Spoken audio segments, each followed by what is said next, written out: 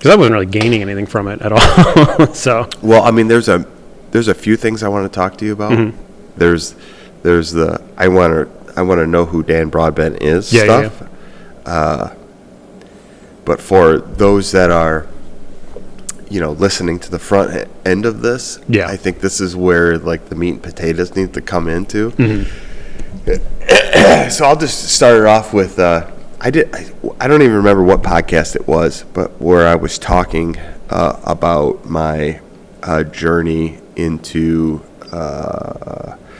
basically telehealth, where I was tired of going to my general doctor and not getting the answers that I wanted, or receiving the time that I thought I should receive for the money that I was paying, to have a back and forth Q&A, like what's going on. And my biggest thing was always, I want a full blood panel. I want to know what's going on with me biologically, with all the markers that you can test. I want to know.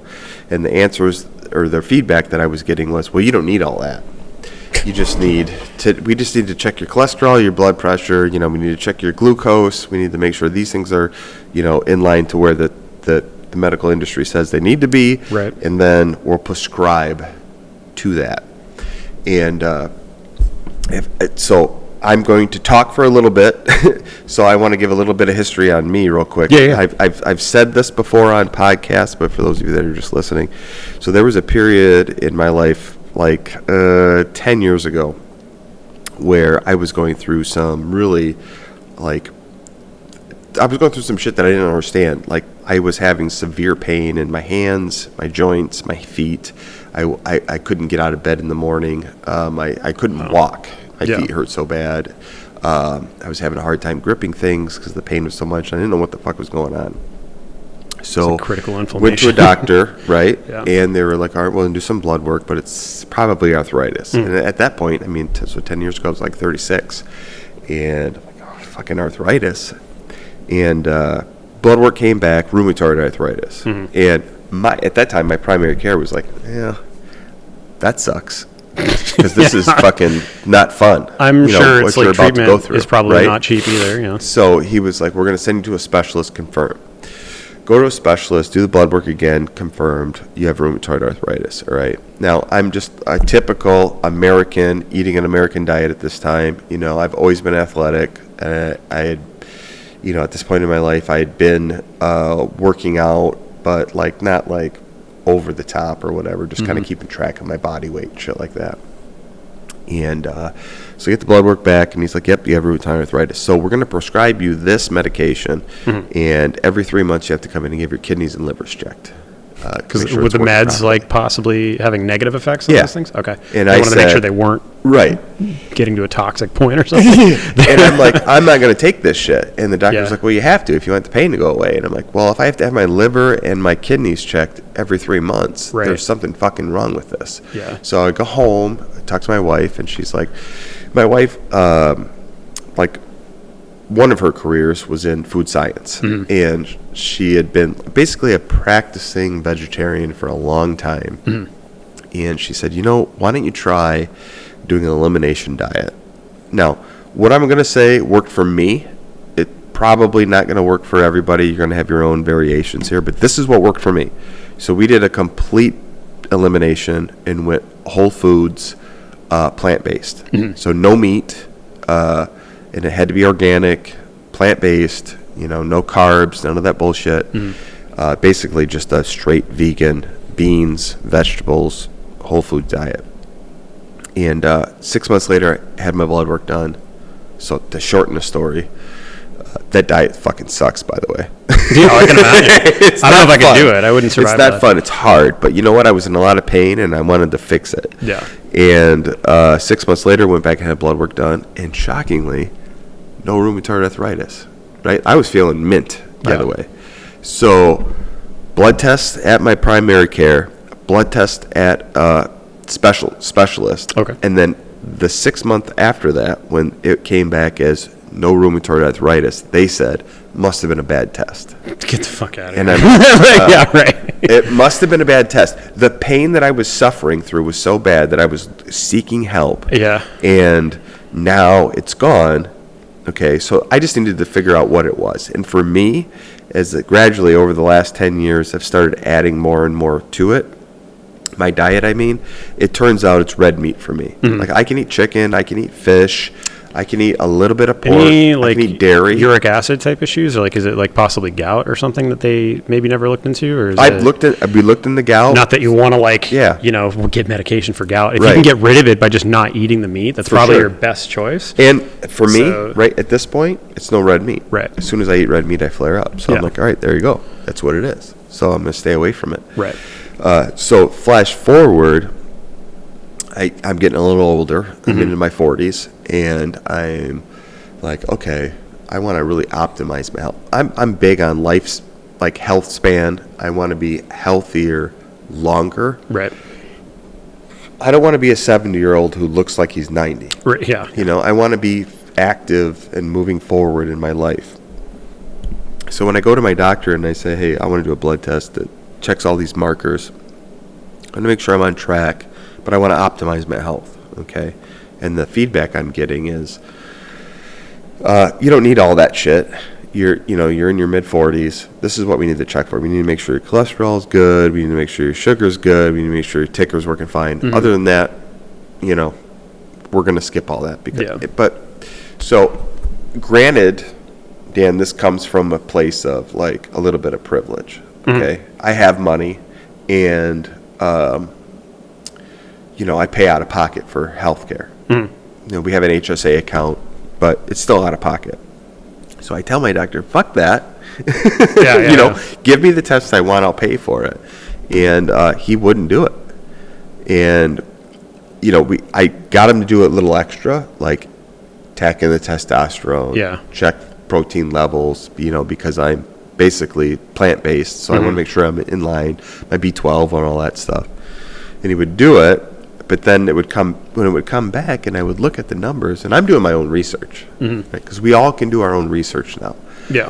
And when I look at something like when he says, well, your testosterone, for example, which is a hot button topic today for men, especially, is at like 425. And I said, well, I think that's low. And he said, well, no, it's right where it needs to be for your age. And I said, well, I don't want to be where I need to be for my age, dude. I want to be better. Yeah, I want to feel healthier. I want my brain to function better. I want to be able to, actually move around. Yeah. You have kids, like what's your youngest? How old is your youngest? Well, my youngest is 8. My oldest is 21. Okay. And I have a 19-year-old daughter. So an 8-year-old daughter and a 19-year-old daughter. Yeah, I took their senior pictures. Mm-hmm. So one of the things that I've had like kind of big problems with is feeling, and not to cut this off, but like the ability to keep up with your kids, and it's kind of impacted the way I kind of think about a lot of things in terms of how society right now approaches relationships, dating, marriage, and having children. Yeah. And the fact that so many more people are having kids in their like late 20s and early 30s. By the time your kid is like a teenager, when they're running around the most, they're running around the most when like 5 and 8 years old. But you're at a point where you're like already kind of getting run down because you've been working 8 hours a day, you're 40 hours a week, and everyone's got careers plus, like everyone, and trying to keep up with everything. And when you're like 29 years old, 30 years old, 35 years old, you're just kind of like just barely hanging on, trying to keep up with your normal life, and now you have kids that you have to try and keep up with. So it sucks, like when you're talking about like your testosterone levels. And the other thing about testosterone is kind of funny is like you can test, in 1 second, and then 2 hours later test, it's completely different. Right. So that's one of the other reasons I think doctors aren't too inclined to be like, well, it's low or it's high, whatever the case may be, because you got to get a couple tests to see if it's consistently low. Right. But like the big thing is like, what are the upper range is something I think in the normal biological levels is like 700-800, maybe like 1,000 if you're like crazy. Yeah. But like, that's kind of where most people I think want to be with testosterone. Where they want to be. Yeah. Because it's like where your body can recover from things faster. Like you're not feeling broken down like all the time. So, but yeah, anyway, sorry. I mean, like. So to kind of bookend that little chat there, he's telling me, no, this is good for where you're at with your age, and I'm like, no, I want to feel. I just don't feel it, man. I don't feel like I'm doing the things. I'm doing my work. I'm going to the gym. I'm being a good husband. I'm just fucking tired all the time.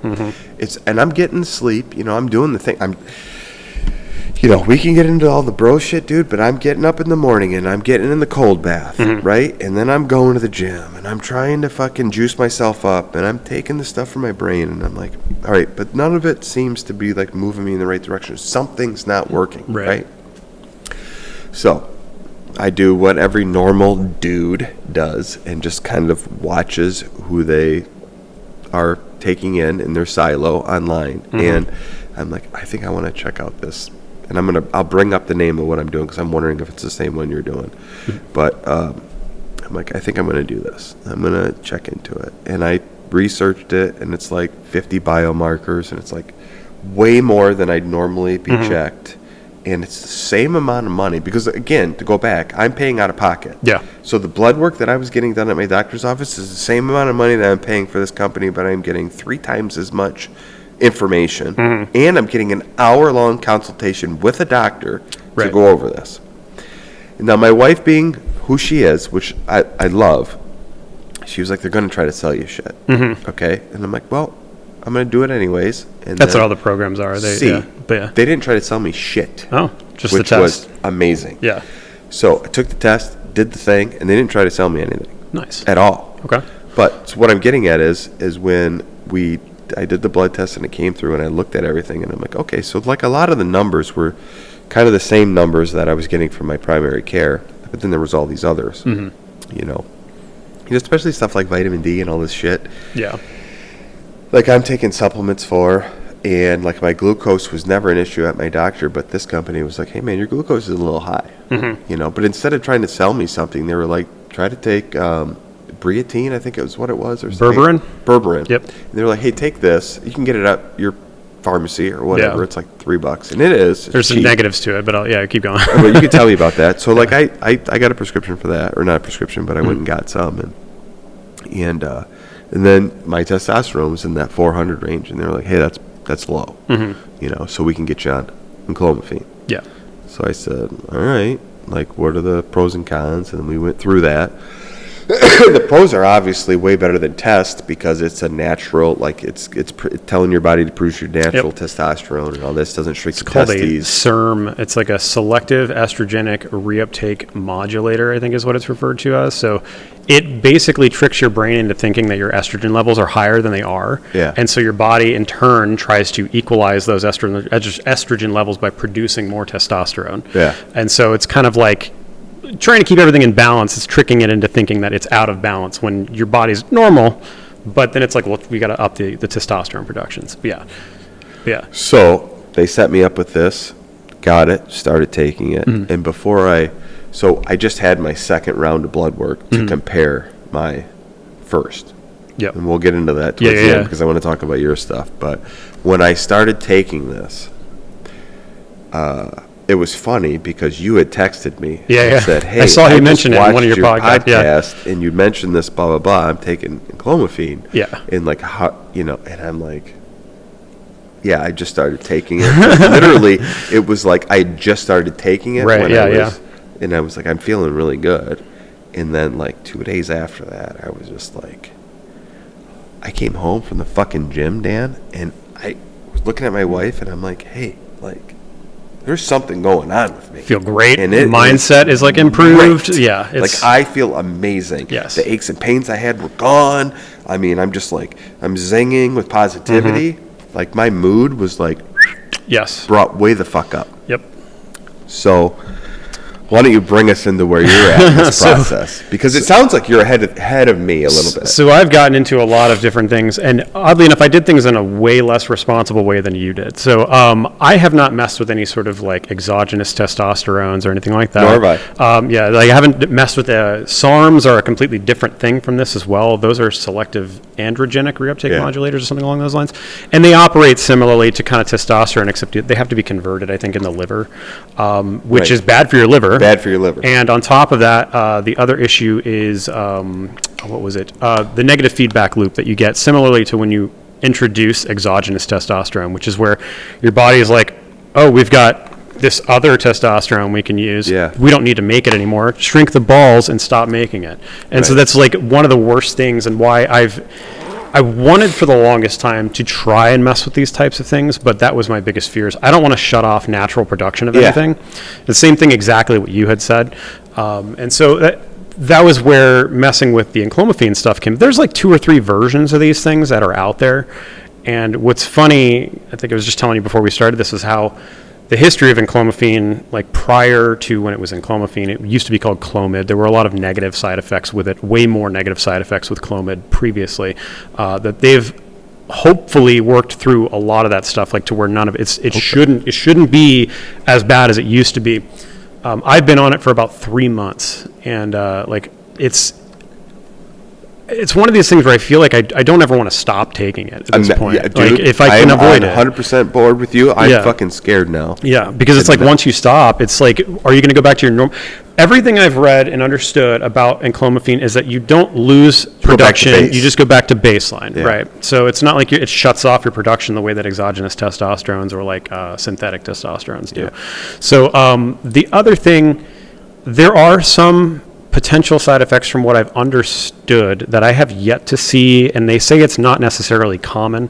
I can't remember if it's prolactin, which is associated with a couple of other things when you start messing with these types of things. Prolactin is not necessarily good to have a high amount of, because then you'll start like lactating and stuff like that. And there's one other thing, it's the stress hormone.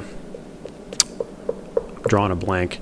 Regardless, there's another one that could potentially raise those levels. Like and cortisol? I think it's cortisol. I think it's cortisol it raises potentially over a long period.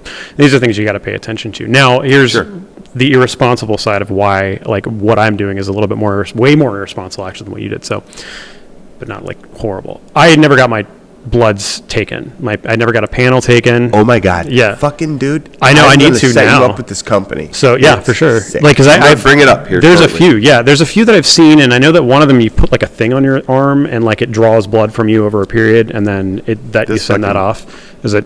Do you send your blood out? So here's a company I use. I use a company called Blokes. You've heard of it? I think so. Yeah. Yeah, Blokes. That sounds familiar. I mean, do you like? It's I'm going to show you my functional health report here shortly, but I will text you the link. Sweet, yeah. So these guys are, you initially when you sign up, you get a care team. Okay. And they email you right away. Right. And you're like, all right, hey, look, what are you trying to do here? Blah, blah, blah, blah, blah. You tell them what you're trying to do. And then they say, okay, well, let's get a blood panel done. And you could pick. Like, I picked the fucking max. Like, I want the whole blood panel. I want to know everything. It's $600. Traverse City, LabCorp. You drive to Traverse City. Okay. And, dude, it takes 5 minutes. Yeah. As soon as you pay for it online, you go up to Traverse City for your appointment. You scan a fucking QR code. They say, Dan, are you ready? Yep. You come in, take all your blood. Okay. Was it like 6 vials or something like that with one thing? 2 days. Oh, they take, like, the first draw was 8 vials. Oh my gosh, yeah. And then 2 days later, you get a report sent to you. Nice. And then you have your scheduled appointment with your consult team, which is doctors. Yeah. And then you have a Zoom call for an hour, and they go line by line through the whole thing. And then they give you, like, suggestions. And like I said, I thought, and my wife thought too, they're going to try to sell you, like, because they have, like, you know, vitamin packs and all this shit. But he was like, you know, I mean, I like to think that I'm pretty dialed anyways. Yeah. I take a lot of supplements. I make sure that I'm eating the right foods. And I was actually shocked when the one thing was vitamin D was a little low, because I take Athletic Greens every single morning and a vitamin D supplement. And he was. Do you take magnesium at all?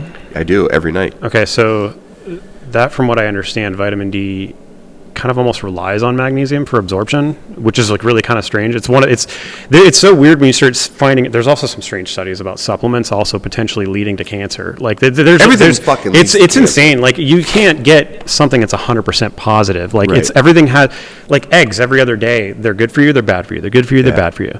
There's a guy I watch on YouTube. He eats 4 eggs a day, which is like 120 eggs a month. He was talking about, and he's like, he's like, I don't care what the studies say. Like, I have done this my entire life. The guy looks like he was chiseled out of like marble. The guy, he looks insane. At least anywhere between 6 to 8 eggs a day. Yeah. So that's good. I mean, the other thing that's crazy, people say cholesterol is bad. Well, obviously, like, LDL is not good for you, but like you need cholesterol to produce testosterone. If you don't get cholesterol, you're going to die. We're not doctors, but like there's some legitimate science out there right now that's like, hey, well, it's absolutely necessary to your diet. So, I mean, obviously, you know, you can't sit there and just eat stick of butter after stick after butter, you know, like what the heck. So like you have to have a good amount of like these things in your body in order to produce the things that you need. So, but yeah, so like back to my whole thing with Enclomiphene, how I got started, what I did, the irresponsibility of it, and the other things. Like, so I'm on a stack of like 5 or 6 different things right now. Basically doing. Real quick. Yes. Where did it come from? Like, not specifically where it came from, but like where did you? Because you said you didn't do what I did. So like, where did you come up with the stack? So, like, I guess to start, I reached a point where I was like, I know something's wrong with me. I know something's wrong with my physical health and ability. And I think the biggest thing was I had lost sight of like physical fitness. I've been eating a lot of fast food. I got to a point where I was like, I made it a rule. I'm going to drink 1 soda a day and possibly 2 energy drinks a day. And so, I mean, I've known you for a little while. You drank a lot of energy drinks. Oh, dude, I was like at least 1 in the morning, and then like my thing was mango monsters. Like that was like 100%. Like I always had to have a mango monster to start the day. They're amazing. They're so good. But you know, you look at it. There's a lot of sugar in those things. Yeah. And I always had this mindset, and I still kind of do. I think that everything, even an energy drink, is fine. I don't think it really matters. But I was drinking a lot of these things to an excess, I think. Yeah. Some days I would have 2 energy drinks, like, you know, that's a lot. So I started switching to sugar-free ones. But, you know, the problem is those all have, like, erythritol and, like, sucralose and stuff in them. There's obviously negatives to that stuff. But either way, I was reaching a point where it's like I'm consuming all this caffeine in a given day. These things have all these vitamins and stuff in them, allegedly, but I feel like garbage still all the time. I can't keep up with anything. My brain is fogged pretty constantly. So obviously, I think you and I listen to Rogan. Like, I'm pretty sure you listen to Rogan on a regular basis. I do. So it's like, I will skip some just because like some people don't interest me. But for the most part, whenever he's got a health guy on there, I'm like, I'm on it. I mean, listen to him, Huberman. I mean, Huberman's big for me. Yeah, he's big into the peptides and stuff like that. Yeah. And so I had been starting to learn more and more about peptide therapies and stuff for the last like year and a half. And so there's a couple things I need to, what's that? I'm sorry, go ahead. Oh yeah, no, it's good. So there's a couple things, into that stack. So anyways, I was doing this research into this stuff, learning more and more about it. And I'm like, I gotta like actually see like sourcing it, like where they can where I can get them from, because and make sure that they're like legitimate. Yeah. And so that's the big thing right now is no matter how legitimate a lot of these websites look, a lot of them are still gray market. So it's like, it's not legal, it's not illegal. They all have the label of like not for human consumption on them, which is scary. It is. And it's irresponsible if you're trying to like, because this is the big thing about all this stuff that's really kind of funny, and it ties into like other things politically about like health and stuff. I'm not going to say anything specifically, but like the idea that you can find one thing unhealthy, but you'll do these other things that are obviously also very clearly not necessarily safe for you. Right. And so there's a lot of like complete contradictory things going on with all this stuff. And I look at everything I'm doing and I'm like, I feel better than I've ever felt in my life. I feel 12 years younger than I did 4 months ago. It's crazy. For real. So this is something I think that why I get so excited about it whenever it comes up with anybody. I'm like, you don't understand. Like it feels like I found like a fountain of youth. So when this all started, I'm just like, I'm going to start with a couple of things because I was at like 177 pounds, which is the biggest I've ever been. I was looking at myself in the mirror and like, I'm only 5'4". I'm a very short person. So if anyone that knows me out here knows I'm like the shortest person in town. I get it. So 180 pounds is big on a for someone my height. Yeah. So when I was at my heaviest previously, when I was pretty lean, it was like 6 years ago, right before COVID, and I was working out religiously. I was like benching 320 something, and I was like it's wild for your 100. size. I was like so stoked. Right as soon as I hit that mark, I was like, I guess I've accomplished everything I wanted. I'm done. like backed off. I was like the 3-plate mark for a lot of people are like. That's a goal, dude. Yeah. And so like I hit it. And then right after that is when everything went to shit with COVID. And then that was like everything was shutting down. And so I just backed off of working out and then completely fell off of working out altogether.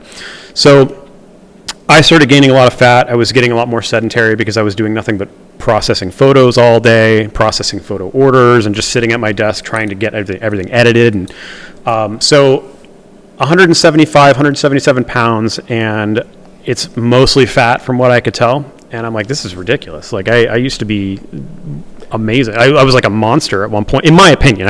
There's people that are like, Madako. That guy, like, I remember I used to see him in the gym at AFC. Like, if I don't know if he watches it. The guy's a monster. Like, he's just unbelievable. He's someone that I would see, and I'm just like, he's not a human being. Like, that guy's insane. So I would see him at AFC, and I think it was American's Fitness Center. Yeah, Fit Club or whatever. Something like that. Or at Kmart. Yeah, and dude. I remember getting to the point where I benched 3 plates for like a set of 2. Fucking wide. And I see him, and I'm like so stoked for myself. And I look back, I get done, and he's using it as his warm up. He's like, 12. He's like knocking it out real big, and then he puts like 2 more plates on the out. I'm just like, that is ridiculous. What the hell? So like, it's impressive as hell, and it's somebody like, I don't know if I aspire to ever get to that point, because I feel like once you get beyond the 315 mark, the potential for injury is so high. Plus, even you need to have the weight and the bulk to do it. In the form, there's a lot of things that if anything is off just a little bit, you rip a pec, and the next thing you're over. Yeah, it's over, and those are terrifying. So anyways, all this stuff is kind of coming to a head where I'm just like physically unfit. I haven't drank in a while, which is good. Like I stopped, so I stopped drinking like right around COVID.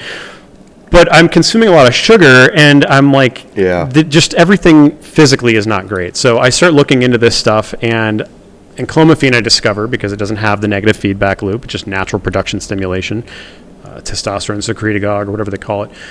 So I look into that. And then I also find out about this stuff called Tesofensine, which you may have heard of, may have not, I don't know. So Tesofensine it's hard to explain exactly what it is. It functions similarly to an SSRI, which is very scary to a lot of people. Yeah, but it's like it's like testosterone. No. It's not testosterone at all. Tesofensine was originally studied for a treatment for, what was it called? Embarrassing, because it's like I can't remember the name of this. Okay. Oh, shoot. What do you call it? Alzheimer's. It was an Alzheimer's medication that they were in human trials for. And it functions similarly to an SSRI, where it's a reuptake inhibitor, but it's not just for serotonin. It's for serotonin, dopamine, and norepinephrine. And the big thing is, all stimulants, whether it's caffeine, and don't get me wrong, I might be wrong about this a little bit, but caffeine, amphetamines, cocaine, all of these things function in the way that they prevent the reuptake of dopamine specifically. So that was the thing about this stuff, is that on top of the serotonin reuptake that it prevents the reuptake of dopamine. So it does function similarly to a stimulant. But what is amazing about it is overall it increases brain function a lot. It's something I've felt amazingly from this stuff. So you're on it? I'm on it, yeah. Okay. And you take it, I think it's like 500 micrograms a day is what I've been taking. Is this injection? No, pills. They're like tablets. So this, I think, is one of the things that has contributed a lot to my mindset, and I feel like my brain function in general has just massively increased just from that alone. But the Enclomiphene on top of it, it's like everything kind of came together in an amazing way. Within the first month of being on this stuff, a couple of things happened. I started noticing weight loss pretty significantly in the first 2 weeks. So what do you attribute that to? Are you eating less? Yes. So there's that. So number one, this was all when Ozempic was all over the headlines. I was going to say, is it like an GLP-1 agonist? No, it's not. It doesn't function like that at all. This stuff, it's hard to explain. The best way that I can explain it is that it seemed to kind of disrupt compulsive or impulsive like behaviors in general, like compulsivity. So like eating a lot of times for some people is almost compulsive, or like or impulsive, whichever one of those, where they're in a position where they don't know exactly, like they're kind of bored or whatever the case may be. They're watching something or whatever, but they get a hunger because they feel like they need to be doing something. It's kind of similar to smoking or nicotine. Sure.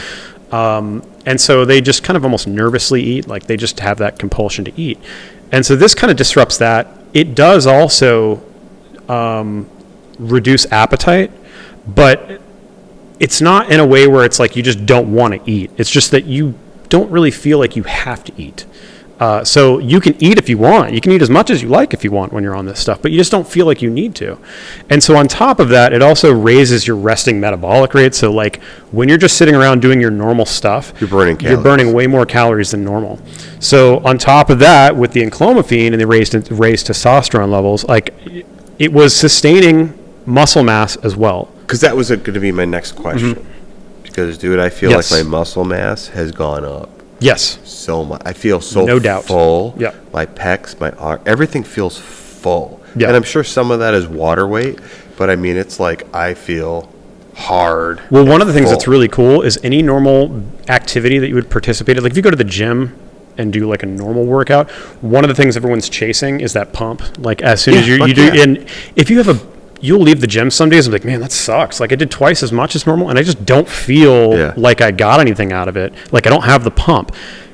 The stuff like the enclomiphene, I feel like I have the pump when I wake up in the morning. Yes. Like my fucking, I just feel like my arms like, dude, they're pumping out of my shirt right now. Here's something that, the content-wise is wild. Well, so like, erections in the morning are insane. Every single day. It's insane. It's nuts. Like not to get into that like super detail, but like 1 o'clock in the morning until 7 a.m., dude. Yeah, I'm like it's almost sore. You're like, what the hell is going on? And so it's crazy. So it feels the bro shit. Oh yeah. Well, I remember it, like at a certain point, I'm like, it feels like I'm 18 again, like with that, like it's just like it's there constantly. Boners. Yeah. And so that was like a side effect that I'm like, I kind of knew that was coming because anytime like you raise testosterone levels, that's just kind of a side effect. But it was just like, wow, like this is like legitimate. So that's when you know it's actually working, is when that stuff starts happening. It takes about, I think, a week and a half in when I started taking, because it has to build up in your system a little bit. So either way, I started with the enclomiphene. So if we, hold on, before you get into this enclomiphene, so to speak to the erections. So one of the things that this company checks is the globulin or whatever, which is the HCG levels? The erection, like the sexual yes. Oh shoot, what is it called? But anyways, what I'm getting at is that it checks to make sure like the sexual molecules or whatever are working it's properly. HCG, I think, is exactly the and mine were well into the green already. So I mean, I was already. I'm sure it was like off the charts after like a dude. Like I was already I still you know, I'm all right. So like if we're gonna get into it, like a normal dude, I wake up with a morning erection, right? And now it's just out of fucking control. Like I wake myself up at night like, Jesus Christ. You gotta like lay on the toilet in order to go to bed. You're like, I need to pee, but I can't do it soon. So to speak to that, it doubled the already fucking problem I had, which was like I still get boners. So they're way more intense. There was what else was it? Another side effect, and this is kind of, I don't know if you edit any of these things out. Like, if it gets like crazy, fuck yeah, get into it. So the other thing is your testicles actually do increase in size a little bit. I've noticed it. Like it's weird. I've read about it starting out. There's another. I do know like family members are going to watch this. They're like, I've never heard him talk like this before in my life. But like there are a number of things that do. There's a shitload of my people that are watching this that are going to be down to fucking listen to this. So I'm glad we're doing it. It's anybody who feels, and again, obviously consult your own doctor if you like. Don't just take 100%. Advice on this stuff like that and be like, oh, I'm going to go out and. I was kind of stupid to do it the way that I did it because I didn't get the blood tests initially, and I still haven't gotten blood panels yet. We're going to talk about that. Yeah, keep going. So anyways, I started with the enclomiphene as soon as I found out what it could do. Then I discovered Tesofensine. I discovered what it was initially, just knowing the two things about it. One is that it was originally being sought after as a treatment for, I just said it a second ago, Alzheimer's. And it's ironically, I should be able to remember the word I said 5 seconds ago. It's an Alzheimer's medication. They halted the clinical trials because all of the people that they were prescribing the stuff that they were giving it to were losing weight way too rapidly. So in the span of the first month that I was on this stuff, I went from 177 pounds to 155 pounds. So 20 pounds in the first month. What the fuck? Yeah, so this was, I was at a certain point looking at myself in the mirror like, this is unreal. Like this shouldn't, I feel like I've discovered something that like nobody knows about or whatever, because people should hear about this and be like, well, why isn't everybody doing this stuff? Yeah. If you look on forums and stuff online, a lot of people will insist that it's a waste of time messing with these things, because a lot of people online that are into these things are into it for bodybuilding and stuff like that, which I kind of have that mindset. But they say it's a waste of time because everything comes down to just do test. Just do test. Just take testosterone. Just inject testosterone. Quit screwing around with all that stuff. Just inject testosterone. And it's like, well, not all of us are ready to jump into a pool of like, now you have to either be on this for the rest of your life, or you have to, I don't want to do that. Or you have to go through cycles of, you take this for a month and a half to 2 months, and then you have to jump on Enclomiphene or Clomid just to get your normal endogenous levels back up to respike your natural production.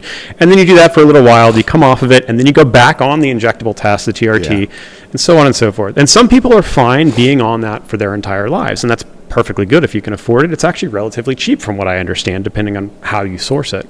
I'm just not ready to do that. Like, I'm not ready to go to a point where I may have to rely on constantly buying exogenous testosterone and injecting it into myself all the time.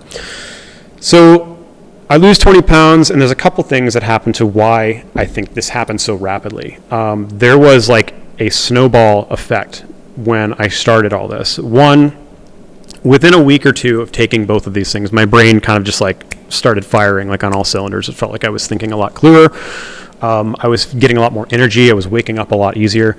A lot more things were happening to where I just felt way more efficient. I was functioning properly in a much better way. Two, I stopped consuming all soft drinks. No more soft drinks. I don't drink any soda anymore. I don't drink any energy drinks anymore. I switched to black instant coffee, like Taster's Choice. So like I had 2 scoops in the morning, and then like if I'm feeling like I want another one, I'll do 2 scoops at lunch. No sugar added to any of this stuff. And then so nothing with added sugar. The closest thing I'll come is, and it's still technically added sugar, I try to avoid eating too much fruit as well, because it really, your body just sees it as like sugar, although it's in what they say is like a natural food matrix, which means that there's fiber usually along with it, which lowers the glycemic index of the food, which means that your body is not just saying, oh, we just need to turn this into fat like right away, or like we need to just dump a ton of insulin in here to get rid of this. So it's way better for you if you're eating a mango than if you're just chugging a Coca-Cola, obviously. So 100%. Either way, so I cut all of the added sugar stuff out. I stopped eating fast food altogether. This all happened in the first 2 weeks, and I think that these two things, and I started intermittent fasting as well. So that was another big thing, which you probably mess with that a little bit at least. So we'll talk about that. Yeah. So the intermittent fasting thing is kind of funny. You think it's going to be kind of hard. Yeah. But after you do it a couple times, your body is just kind of like, okay, it's fine. We just understand now, because there's some things about intermittent fasting that are kind of funny. Hunger is stimulated, or not stimulated. Hunger is more or less like a byproduct of, I think it's ghrelin being released into the gut, which is telling your body you need to eat. Some interesting things happen when you have ghrelin released into your gut. And one of them is that it also stimulates, I think it's the pituitary, to start secreting growth hormone. Growth hormones, one of its biggest functions is it prevents the breakdown of muscle mass. So this is one of the things, when I learned this, it completely changed my perspective on hunger. And so it became almost kind of one of these things where I start to feel hungry and I'm like, good. So it's like a good feeling you start to get from it. You can rewire yourself to kind of see it as something completely different than you did previously. Right. It's okay to be hungry. Yeah, exactly. In fact, it's a good thing a lot of times. I mean, historically, you get into the conversation of like, well, what did we do when we were cavemen? Well, you were hungry. Yeah, all the time. You would sometimes go 2 days without eating. Yeah. You know, you'd have to eat like tree bark and stuff like that. Yeah. So it's like, either way. So all of this stuff kind of snowballed. I started finding out about some other, different things to kind of improve. So you've heard of Cialis, I'm sure. Yep. Have you taken it before? No. No need. No. So here's the thing. Cialis, also known as Tadalafil, and there's a number of different forms of it. There's like Amino Tedalafil, which is what I've started taking. 5 milligrams a day. It's not taken to increase, erections and stuff like that, although it is kind of like an obvious byproduct of it. It is one of the most amazing performance-enhancing things. So I don't know if you saw like on Strava my run times and stuff. I've been watching. So, and I said something to my buddy the other day. I'm like, this fucking guy doesn't I've never seen him run. And now he's out fasted running a fucking 8-minute mile. So that's another thing. Oh my god, dude, it's so crazy, dude. And he's 5 foot something. Like, how can he run that fast?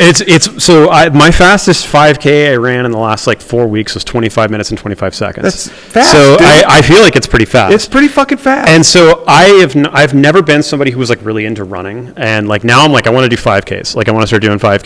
You do marathons with me. I would love to try. I've hit, I think it was 5 miles, 4.8 miles, and I feel like I could still keep going more, but I don't know how much further I can go, because that was like where my threshold was at a certain point. I would love to try it. Yeah, for sure. At least a half marathon or something. Just when you start getting past like the 10-mile mark, yeah, everything changes. Oh, I'm sure. You hit a wall, or do you think it's like just better? Or I've been running for so long, for longer distances for so long, that like I don't really feel like first of all, my like VO2 max is super high. Like I can run a 9-minute mile for 26 miles, maintain a marathon, pretty consistently, and my last marathon I ran, my heart rate never jumped above 120. Really? Mine hits like 180. I was I'm gonna die. I was tired. Yeah. My body was hurting. My muscles were struggling, but my breath work and I wasn't gonna stop. I knew that the only way I was gonna stop is if my muscles just gave out, because like the breath was there. Yeah. And it's the most amazing.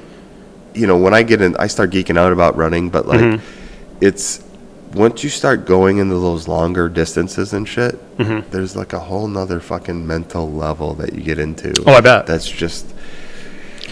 I've been pushing myself a little bit further.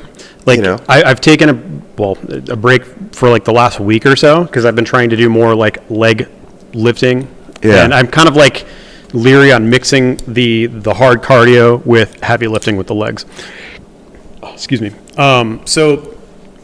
The thing about Cialis, and this is crazy. I'm down to listen. So Tadalafil is something that has always been known to have performance enhancing abilities, and not just for sex. It's something that in general it just decreases your blood pressure in a positive way. You're not like sitting there like I have to go to the hospital, like you're laid out all the time. It makes it so your heart doesn't have to work as hard. Like no matter what you're doing, no matter how fast it's beating, it's like it just does not have to work nearly as hard as it normally does. On top of that, they've found that it does potentially increase testosterone levels by itself. It's actually something that has what did they say? Like an anabolic effect. So if are you telling me that, like, because I'm a distance runner and I don't run for speed. But I try to run fast for 5Ks, right? And now my fast is like not 25 minutes. My fast is like 26 to 27 minutes to get a 5K in. Yeah. So I'm like at about 8 to 8:25 pace mile. If I'm taking this, my heart, because when I'm trying to run that fast, obviously my heart rate's going up. Yeah. If I take this, I'm going to feel like I'm not running that fast. Yes. You'll still feel like some, the stress of running, but it's going to be reduced, and you'll have to push yourself harder to get yourself as stressed as you normally would be at like a higher rate. It's hard to explain the way I'm saying it. I'm tracking. So yeah, so so on top of the cardiovascular improvements that you get from it, from lifting weights, so obviously it's supposed to improve, sexual performance. Sure. It's not a vasodilator, but it just more or less relaxes a lot of like the skeletal muscular type things that allow for easier blood flow. Imagine, like, let's say you're doing chest. Yeah. It makes your chest feel like it's a boner. Like your chest is like getting an erection. Like as hard as it may sound to understand. I get it. So working out feels 10 times more amazing. Like the pump you normally get from now that you're on Enclomiphene, when you're on, which is sick. When you're on Tadalafil, it like doubles it. It's insane. And so again, Tadalafil is like the generic term for it, and Amino Tedalafil is like the version I'm taking. It's considered a nootropic, I guess. I think they call it. I'll show you where a couple sources I get my stuff from. I won't say to say them on here because Don't do there could be some issues with because again it's gray market stuff. Yeah. So, but either way, Tadalafil is something I plan to take pretty much indefinitely. I don't think I'm ever going to want to come off of this stuff. There are a couple of side effects initially that you kind of have to figure out, like dosing, like you take a day off of it because you start getting headaches initially. And then after you break through that point, the headaches stop. You don't get them anymore. There was something else. I can't remember what it was. Lower back pain for like the first 2 weeks or something. But again, once you break through that, it stops. You no longer feel it anymore. You get the improvements with performance and things like that, but all the kind of like annoyances, like the headaches and the lower back pain, they go away. But again, it's one of the things I think that I get the most immediate kind of feedback from. Like my body kind of immediately gets it. When I'm lifting, it's amazing. When I'm running, I think it's the main thing that I feel, and one other thing I think that I feel the biggest improvement from. Now, is when that, do you take it?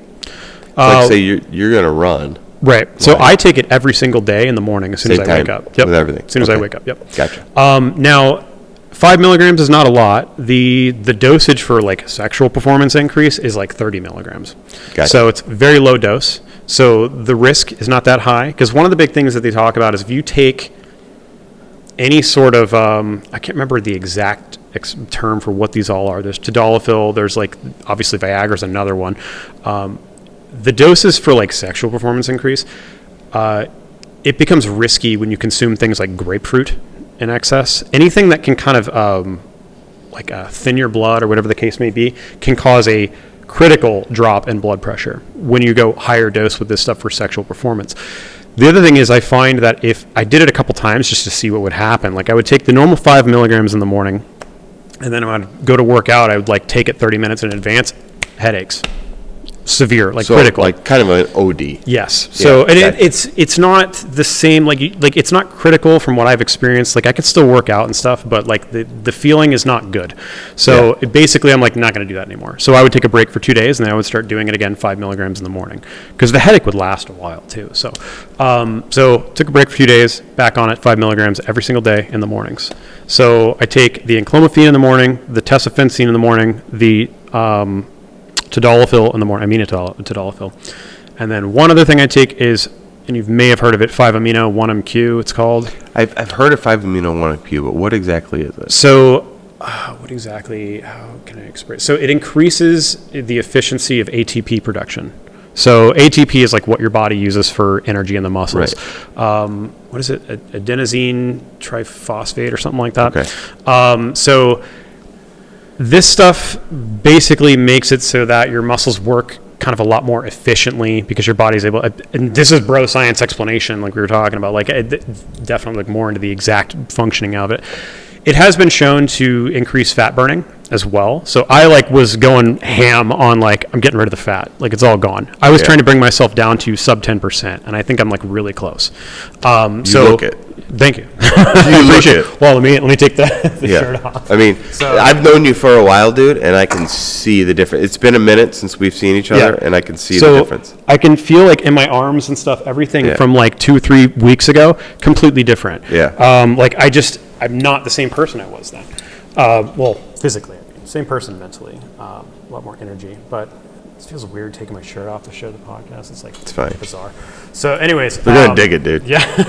So the 5amino and the Tadalafil, those two things together, I think, have the greatest performance enhancement increasing when it comes to what do you call it? Long distance running and stuff. I suggest, the problem is, 5amino is relatively expensive. Tesofensine is kind of expensive too, and more people are finding out about tesofensine, so it's becoming a little bit harder. It's going up, but it's also becoming a little bit harder to find because some places are selling out of it so quickly. The 5amino is a little lesser known. The fat burning effects of it are not nearly as rapid as tesofensine. Taken in conjunction with the two, I want to say it's boom, you're going to notice within 2 or 3 days that you're seeing profoundly rapid fat burning. So, and also on top of that, fasted runs. And the science behind that is pretty self-explanatory. Like, so one of the big things that I discovered, not really discovered, but like learned throughout this is that when you're sleeping, your body actually lipolyzes a lot of stored fat. Like, it turns it into available energy. Right. Because it's anticipating you're waking up in a fasted state. You're not going to have any sugar. You also have a process that's called like, what is it called? Gluconeogenesis or whatever, where your body transfers proteins into glucose. It turns them into glucose through your liver. And when you're sleeping, your body has to find energy from somewhere. So most of the time, since you also excrete growth hormone when you're sleeping, it's able to suppress the breakdown of like proteins in your muscles. So we were talking about berberine earlier. Berberine, from what I found out later on, has the potentially negative side effect of not limiting the breakdown of muscle proteins, which means that you take that stuff to reduce your blood sugar, but the problem is that your body now will break down muscle tissue a lot faster. That. Stop and take so it. That's one of the things and that I'm horrible at taking it. I've taken like 5 pills. Specifically right before 6 every weeks. meal or something like that. Something So we were doing that for a little while. Then I found that out, and I'm like, done. Like, the bottle's sitting on my desk. I haven't touched it in like 3 weeks. So, and again, look more into it just to kind of find out, because as soon as I found it out, I looked more, and like I literally looked up like berberine and protein, like muscle protein breakdown or something, and it's immediately there's like, yes, it does actually do that. Yeah. It's something that it also is supposed to have the potentially positive side effect of like preventing the storage of fat, but I found that as long as you're kind of fasting and stuff like that, it's so I completely derailed from what I was talking about. So no, keep going. So the fasted running, the fasted exercising and stuff like that, I think, which I do. Yeah, it's amazing. Yeah. There's a couple things that are very bizarre about it, because I used to get like hypoglycemic all the time, and like I used to feel like I needed to eat something. Yep. Blood sugar levels were kind of like all over the place, just whatever the case may be. Like, it's been 2 hours since lunch, like, and I'm shaky, so I need to go. Since all of this stuff, I can sustain a pretty like awesome feeling throughout the day, not having eaten a single thing and having drank like 2 black coffees. Well, I feel like people, they think the opposite. Like, if I don't eat, I'm not going to be as efficient. Right. But what I have found, and what you have found, is that if you're a little bit hungry, your like senses are a little bit heightened. Yes. I mean, when I've done multiple times now, but I documented the one time where I did the water fast for 78 hours, which was fucking. Have you done that yet? No, I haven't. I've heard about it. I mean, I went. You just don't drink any water 3 for days 70 hours? without eating. Oh, just about. Okay, yeah. And the only thing I did was drink water. It's like one day nothing but water. Second day you can introduce like electrolyte water, 0 calorie, and then the third day is you can do like some bone broth. Yeah. All right, for dinner. But that's it. Yeah. And I mean, I lost, and obviously it's water weight. But I mean, if we're being real, the fucking whole time, I got through the first 24 hours, and the first 24 hours were the hardest. I stopped eating at 6 o'clock on a Sunday. It was 6 o'clock on a Monday, and I'm sitting down at dinner with my family, and I'm just drinking water. Yeah. And I was like, I'm fucking hungry, right? But then I went to bed. And I woke up the next morning, and I went to the gym like I always do, and everything felt great, and my fucking workout was amazing. Yeah. And I was super productive throughout the whole day. I got back to the dinner table at night, and I'm like, Betsy looked at me, and she's like, how you doing? I'm like, I feel fucking great. Yeah. Some electrolytes, did my thing, did my reading, went to bed, got up the next day, and then that third day, I had, because I was training for this marathon. Yeah. So, and I had like a fucking 8-mile run or some shit. And I walked the majority of it. Yeah. I mean, I was just to the point where like my body was like, dude, you don't have any fuel, bro. Yeah. But I still felt amazing. Yeah. Got home, made it all the way to dinner time, and then had a meal. Yeah. And a slow meal, but I felt good. And I lost 12 pounds over the course of that. And it was, on top of everything else I do, it was like I looked at Reddit Betsy when I was eating, and I said, I'm going to do this at least once a quarter. Yeah. Because I already fast for more than 12 hours. We eat dinner super early. Yeah. We're done eating at the latest by 6 o'clock. I don't eat breakfast. I gym in the morning, go to do my fucking work or whatever, and I typically don't if I'm going to eat anything, and lately I haven't been eating anything till dinner time. Yeah. So I've been like 24-hour fasting every day. OMAD, and look at me, I'm 212 pounds, dude. Lean, raw muscle. 212 pounds. Yeah. And since I've been on Enclomiphene, I was like, well, and you texted me like, when am I going to lose fucking 30 pounds? But you know what? Everything is fucking gone like this. Yep. And I'm like, my pants are I've lost like 2 or 3 pant sizes. It's crazy. You know, but my fucking gains are insane. Yeah. That's so one of the things I was doing, since I wasn't going to the gym, I just decided I'm just going to buy a bunch of gym equipment and put it in my office. Yeah. It was the greatest thing I ever did because every single night I'm doing something with it. It's right there. It's convenient. I just like can stop editing photos. Where you work out at. Yeah, I'm always working out in my gym, in my office. So I have like a whole like squat cage and all this stuff like that in there, and like a nice bench, and I could do like it has like a little leg extension thing on it. So which is one of the things I was like really wanting because like leg extensions are amazing. But either way, I knew that if I wanted to do this consistently, it had to be something I didn't have to change out of genes to do, because that was something I think about all the time, and it's a lot of people mention it, is that the less convenient something is, the less likely you are to just consistently do it all the time.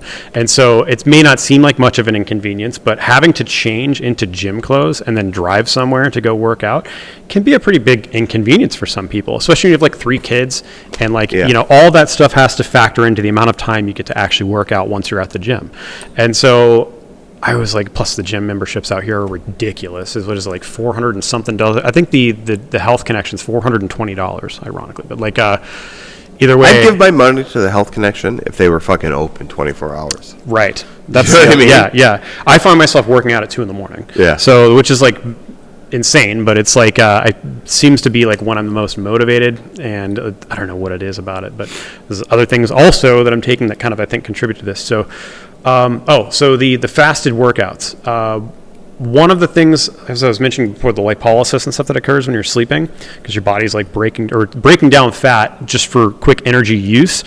It's not oxidizing it as quickly as it should be, or as much as it should be, if the goal is to lose fat. So when you wake up, you've got all this free like lipids just running around in your blood, ready to be used for energy. The moment you consume anything that stimulates insulin release, your body's like, store it all back, put it all back, exactly where we got it from, just get it back in there because we got energy now. Like, we don't need to use this fat anymore. Put it all right back. So learning about that, if you are trying to lose fat, I think the fastest way to do it is to make sure that you are not doing anything to stimulate insulin release in the mornings.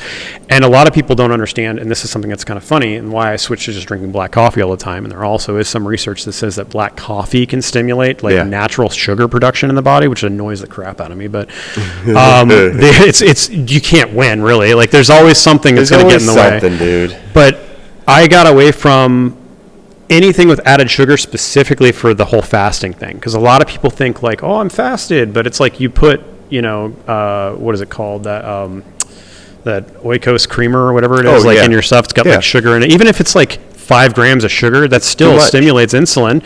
And so now all that's released lipids into your blood is just going right back to storage. So whether you do it first thing in the morning, or you wake up, you get your coffee, or you drink your water, or whatever the case may be, don't eat anything, because even if it just is an artificial sweetener, they call it cephalic insulin release, which is basically where your body anticipates sugar.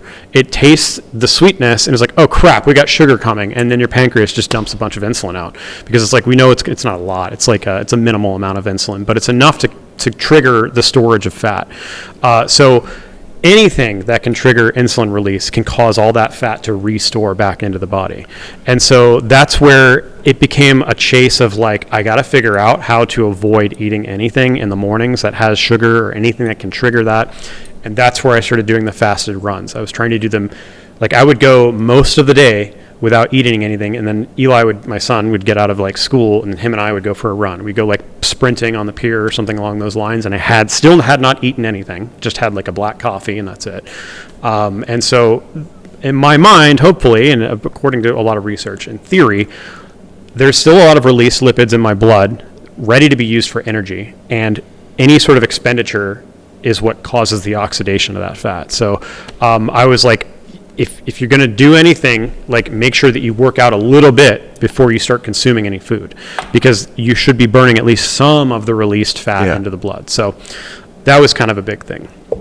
On top of that, so through most of the stack, we had Enclomiphene, Tesofensine, 5amino, and Tadalafil. Those are the 4 main ones I started taking. And then there was one more that is the most risky of all of them that I've been kind of taking for a while. And it is actually a peptide, but it's an oral peptide.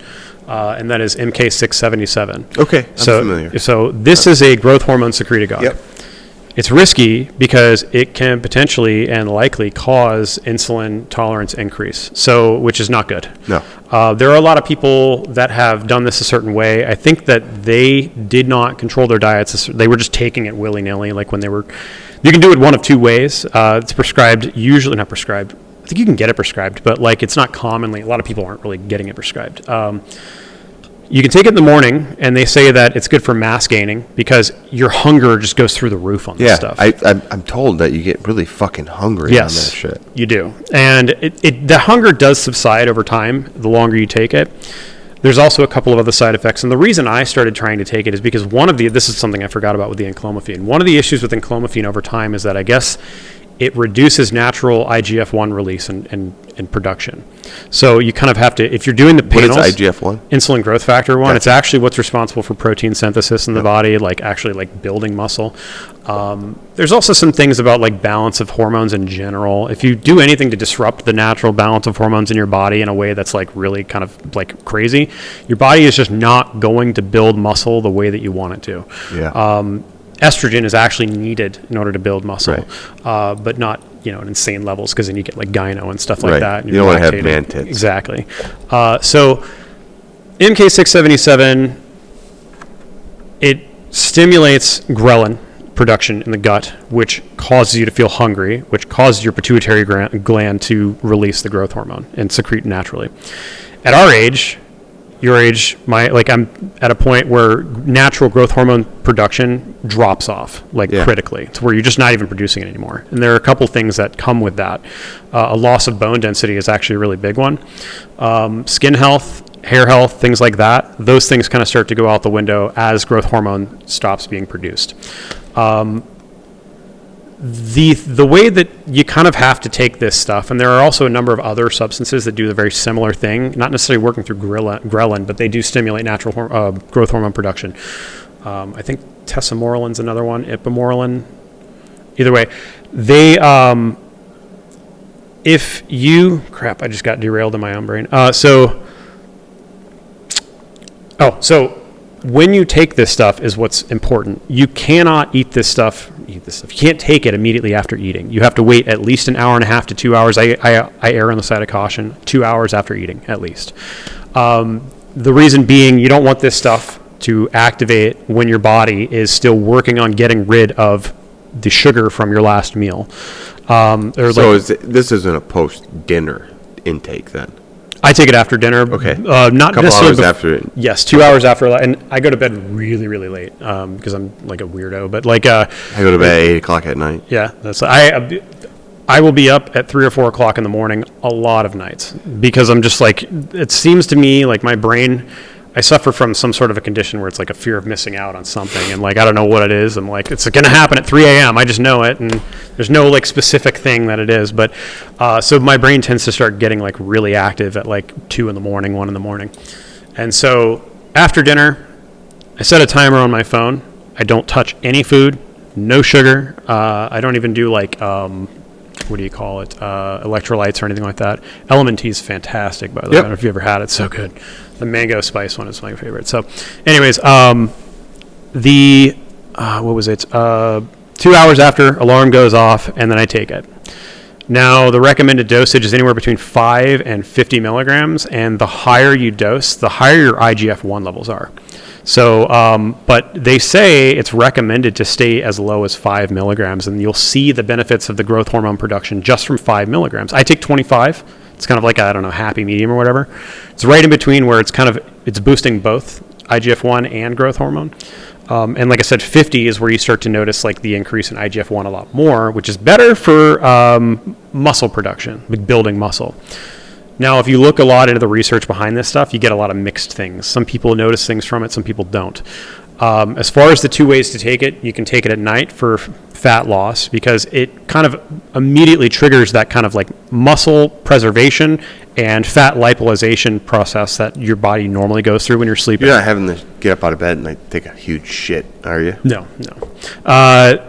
There's something similar you potentially could have from it because one problem with growth hormone is it increases water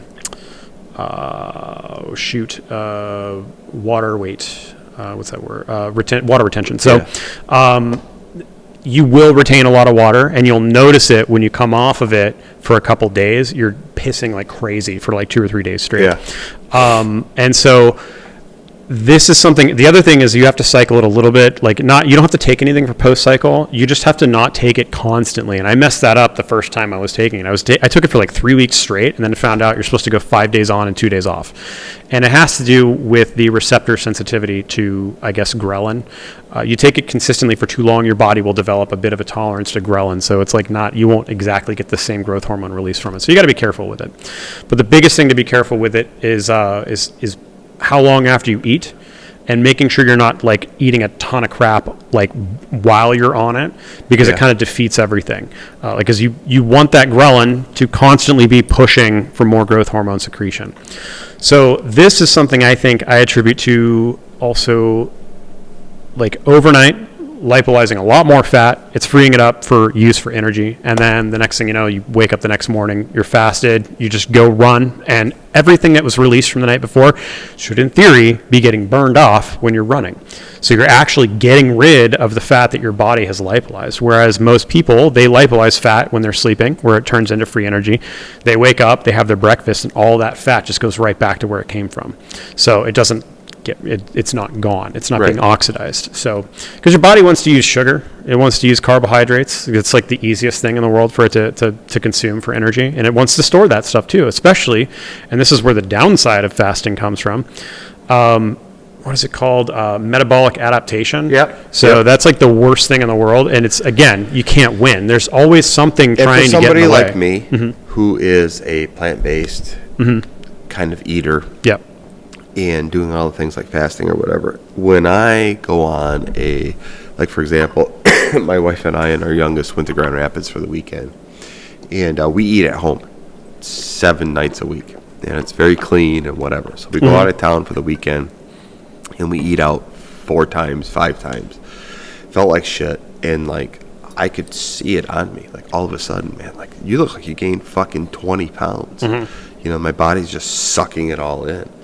You know, it's different for somebody who eats like I eat, who tries to stay kind of in that lane. Yeah. But I'll do shit like I went on a big bike ride before we met tonight. I went on like a 20-mile bike ride with my buddy, and I've been staying away from carbs, but before the ride, I'm like, my wife just made some sourdough. I made a sourdough sandwich with some hard-boiled eggs or whatever. But like I could kind of feel that heaviness. Like, geez, 2 pieces of bread. Yeah. Like, fuck me. I feel a little like. Well, the carbs also increase water retention as well too. Yeah. So that's the other thing. It's like my legs felt super swollen. Yeah.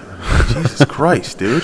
Well, like bodybuilders, before they go on stage sometimes, I believe they have carb to up. They carb up because it inflates the muscles a lot more. And that was the other thing. When all this stuff started and I was cutting out like my diet, I was going into like 500 calories a day at one point. It was nuts. I was eating like one meal and it was very small.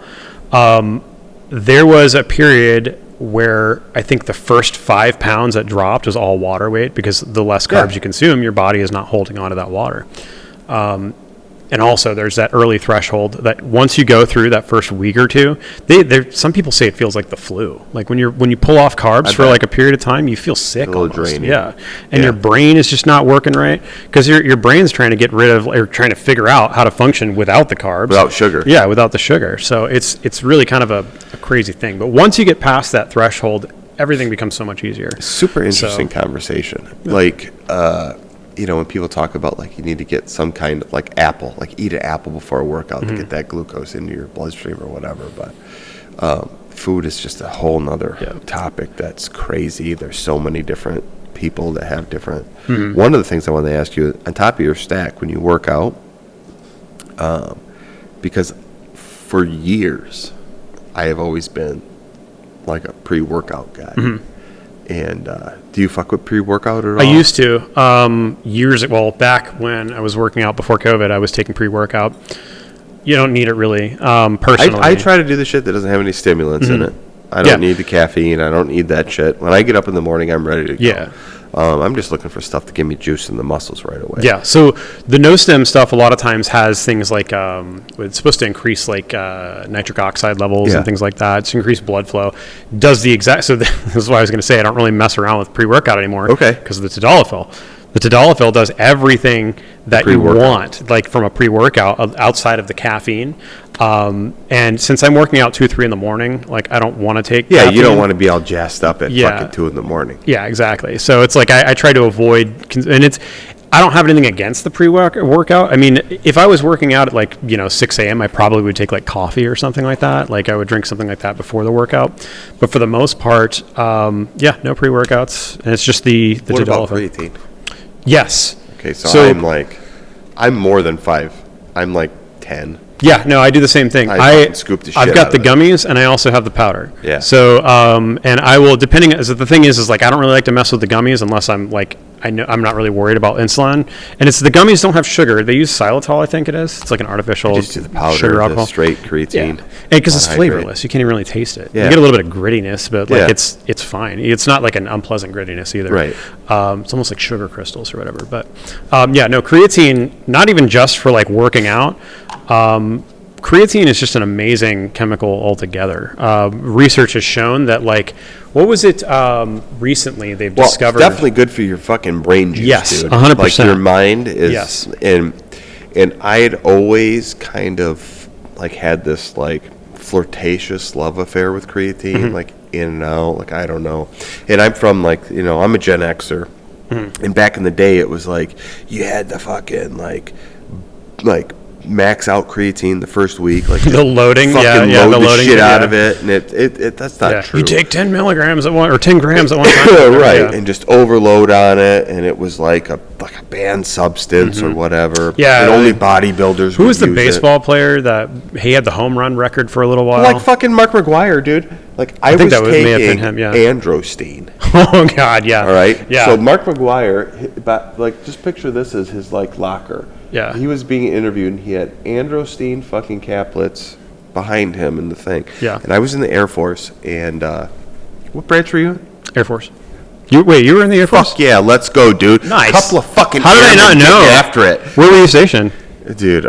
Every fucking foxhole. Oh, nice. But my first base of station was Minot. Oh wow! Yeah, okay, why not? That was the polar opposite. I was in Barksdale, Louisiana, and so Nice. we had the B-52s flying back and forth from Minot to Barksdale because Minot's a nuke base. So, but yeah, it was a fucking shithole. Yeah. But that's what I heard. Anyways, when I saw that he had, I'm like, what the fuck is androstene? And I can remember going to the BX. Yeah.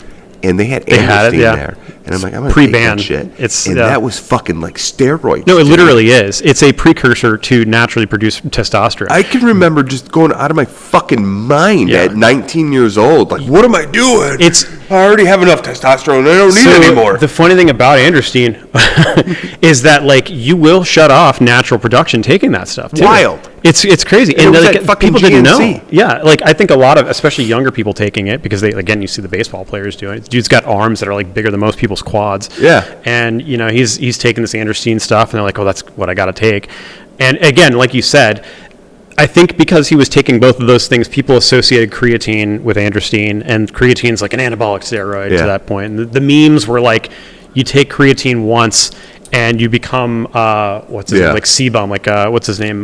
Dude, Bumstead. Animal. Yeah, so that guy's nuts, dude. He won. Was it like the sixth time? Fucking Yes. Yeah. So he but everyone's thinking like that's what it's going to do to you, but it doesn't do that. You get a little bit of like water weight in the muscles, but the big thing is that it increases explosive power efficiency because your body uses that creatine or creatinine or whatever it is as like the when it runs out of ATP. Right. it switches over to creatine.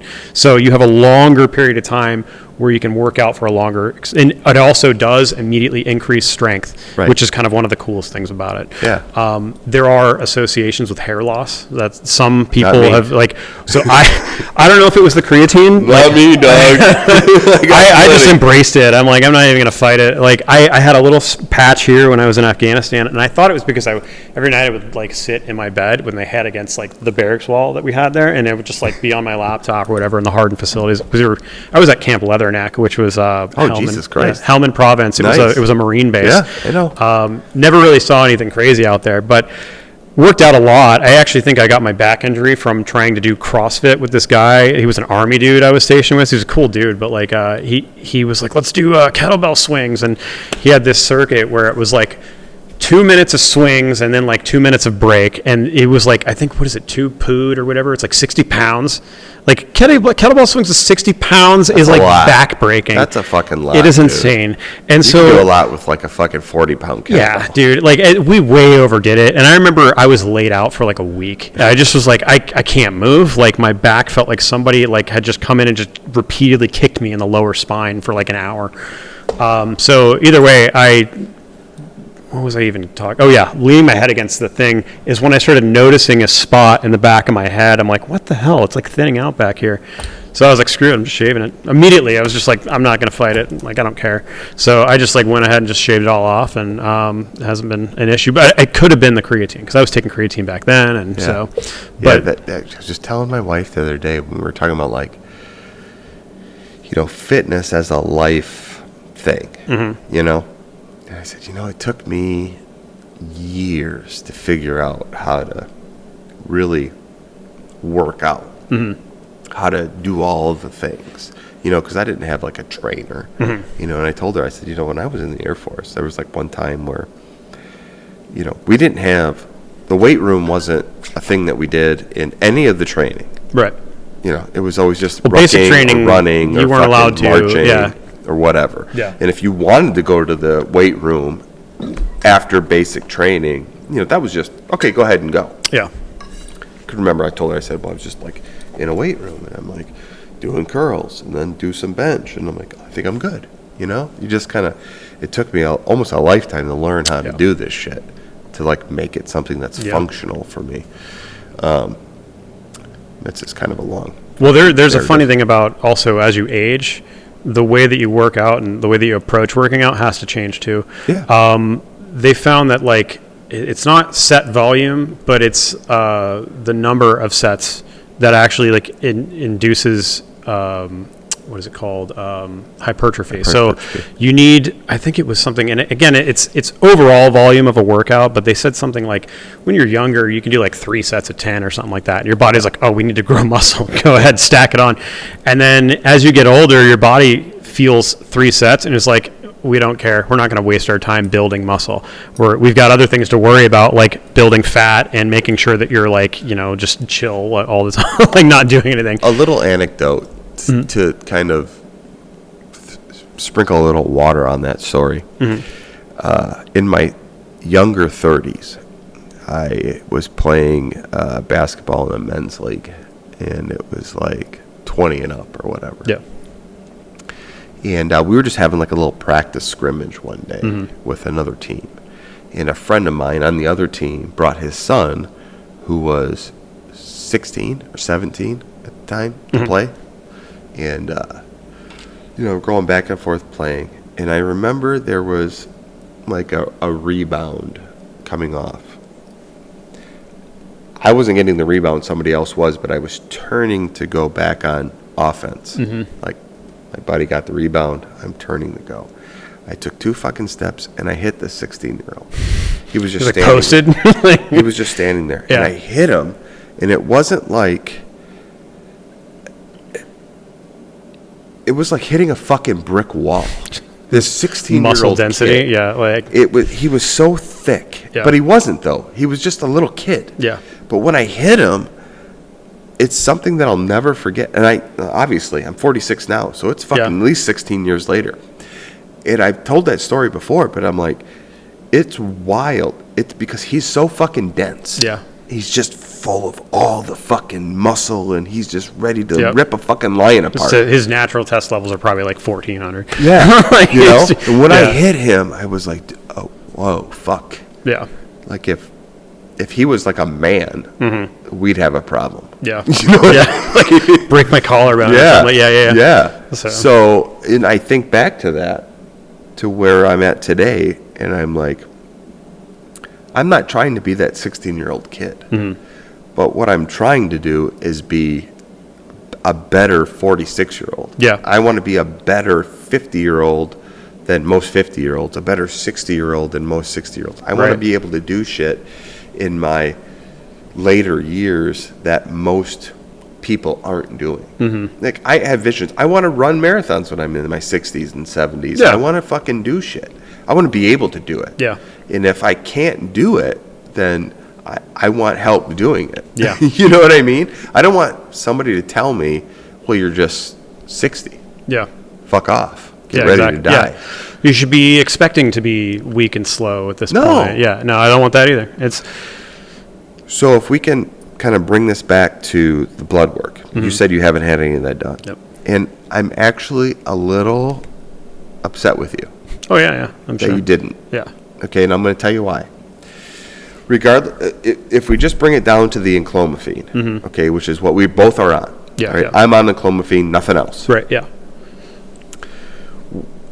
I'll show you my blood work when we're all done with this, and I'll go over the thing here. But like, when I got my blood work done and it came back, it was the same levels for testosterone that it was when I was going to my primary care. It was like 4 something. And instead of this, Blokes is what I use. I use Blokes. I think it's a really great resource. They are super informational. They go over line by line in all of the blood work, and I have an hour-long conversation with an actual physician, which is fucking amazing. I got my blood work done. Were you sponsored by the mother? I'm not. I'm not. Yeah. I hope to be, but I'm not. That'd be dope. Yeah. But I will tell you that I am a huge fan, and I'm an advocate. I think more people should do this. Yeah. You know, this definitely, so I'll preface this by saying this definitely comes from a place of like, I can afford to do this. $600 for blood work and a consultation with a doctor, for me, is not a lot of money. Right. Right. For some people, it might be. And I wish it was more affordable for everybody to do this. So, No, 100%. I get it. I think it should be something that's available for just on demand. The If doctor I tell should my just give it fucking to doctor I want this done, you. you know, but I want real dialogue with it, because you know, nothing against my doctor. I like him a lot. He's a friend. Yeah. But like, it's fucking, you got to get you in, and then this is what we see, and here's a prescription if you want it, and then next. You know, it's not like back in the day when it was like you're spending 45 minutes in the office and they're going through everything with you and they're asking you questions. I mean, they still ask questions, but it definitely feels like more of like a rush. Like, I get it. You're 40 fucking something, dude. Well, I can tell you something as soon as like you're done with that part, because I think I have a theory as to like why that is. But like, yeah. So I get my blood work done, goes through, and so my markers were great.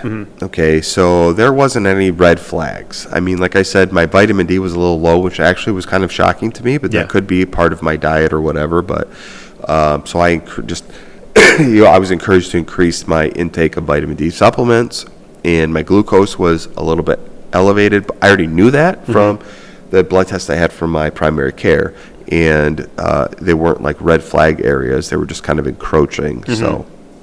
And then my testosterone was that same level. It was like 412, 420 or whatever. And they said, we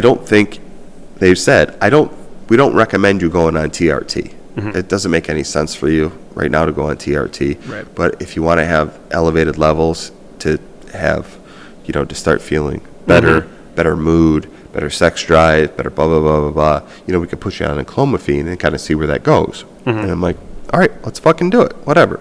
There was a longer conversation about it.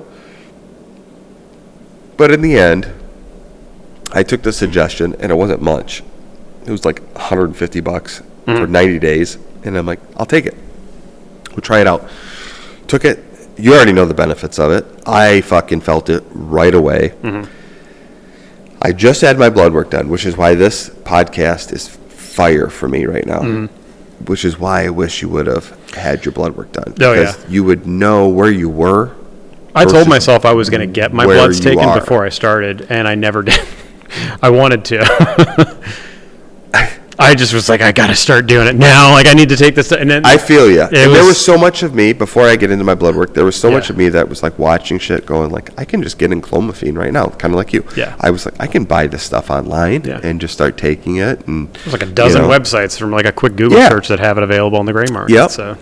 But I was still like, but how am I going to know where I'm at? And then go to my doctor, and he takes my blood work, and he's like, what the fuck are you taking? Yeah. You know, and then I have to have this weird conversation, right?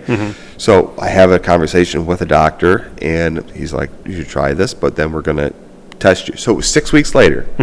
He was like, you take it, 6 weeks from now, you get blood work done again. So we scheduled the blood work the day that I said, I will, I got the prescription, scheduled the blood work. 6 weeks took it. So this was a week and a half ago. Right. I had my blood work done. I got it back. Now, remember, my test was at like 412, 425. Today, it's at almost 1,300. Yeah, dude.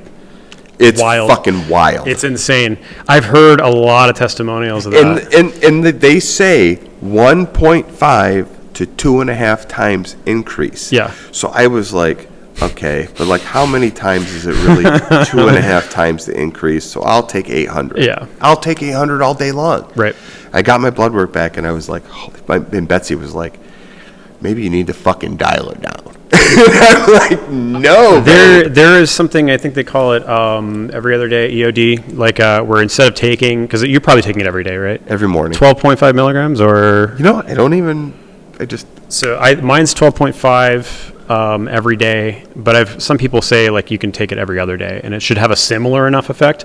I know that there was a point of diminishing returns where anything more than a certain amount doesn't really do anything, because 1,300 is maxing out natural production. There really is nothing you can do outside of adding it. Scolding it, bro. Yeah, it's crazy. So you're packed with like tests right now. So like naturally produced tests. So that's the thing that is like I need to get mine tested like, to find out where it's at. I'm over natural produced testosterone. Like, why on earth would I want to inject TRT? Well, so the performance-enhancing doses of test, like there are some people that are taking overboard. Yes, there are people taking like 500 milligrams a day or something like that, or crazy. Like I can remember like 2 grams. I think there's some people that are nuts. So like 2,000 milligrams. I'm not trying to be a bodybuilder. No, like most people aren't. I mean, like, so the other issue, and I'll say this, there is a big gateway problem with this. I can see for people like myself who have like worked out a lot growing up, and you know, they see some benefits here and there. The rate at which I gained muscle back and the rate at which I lost fat was like, my head could have exploded. I was just like, what the hell is going on? Yeah. And to see that change happen so rapidly, to get that level of immediate feedback it almost gives you like a high. Sure. And you kind of want to keep chasing it. And there obviously is a point where it stops being as quick. Like, you're still going to be doing things to gain. You're going to still be losing fat. Obviously, there's only so much fat you can lose. But you can gain muscle continually. But there is a point where it becomes a little bit harder, because you do actually have like genetic markers that say like you cannot go above this point. Like myostatin levels in your body, like we'll say like you can only, divide cells at this rate or whatever the case may be. So either way, when you see these things happen so quickly, I'm at a point now where I'm like looking into other things to try and see like, well, what can I do to add to it? And I have to like convince myself, like, just chill. You're doing fantastic right now. Like, this is just like not something you need to like go hard into. One of the things I remember for the longest time everyone joking about, and like I myself have joked about it, I don't think I would ever do it, because it's like literally the worst thing you could take aside from like DNP, which DNP is something that not commonly known of, but it's another like metabolic enhancer, but it kills people.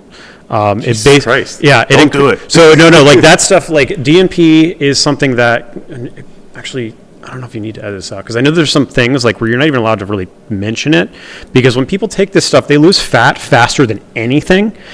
But the way it works is it increases your body's temperature like ridiculously to where you're just sweating in a room that's like 60 degrees. And it's like your body is just trying to burn everything it can. It's actually somewhat of like a toxin that your body's like reacting to. I can't remember exactly how it works. It like excites the mitochondria or something along those lines to where it's just burning everything it possibly can all the time.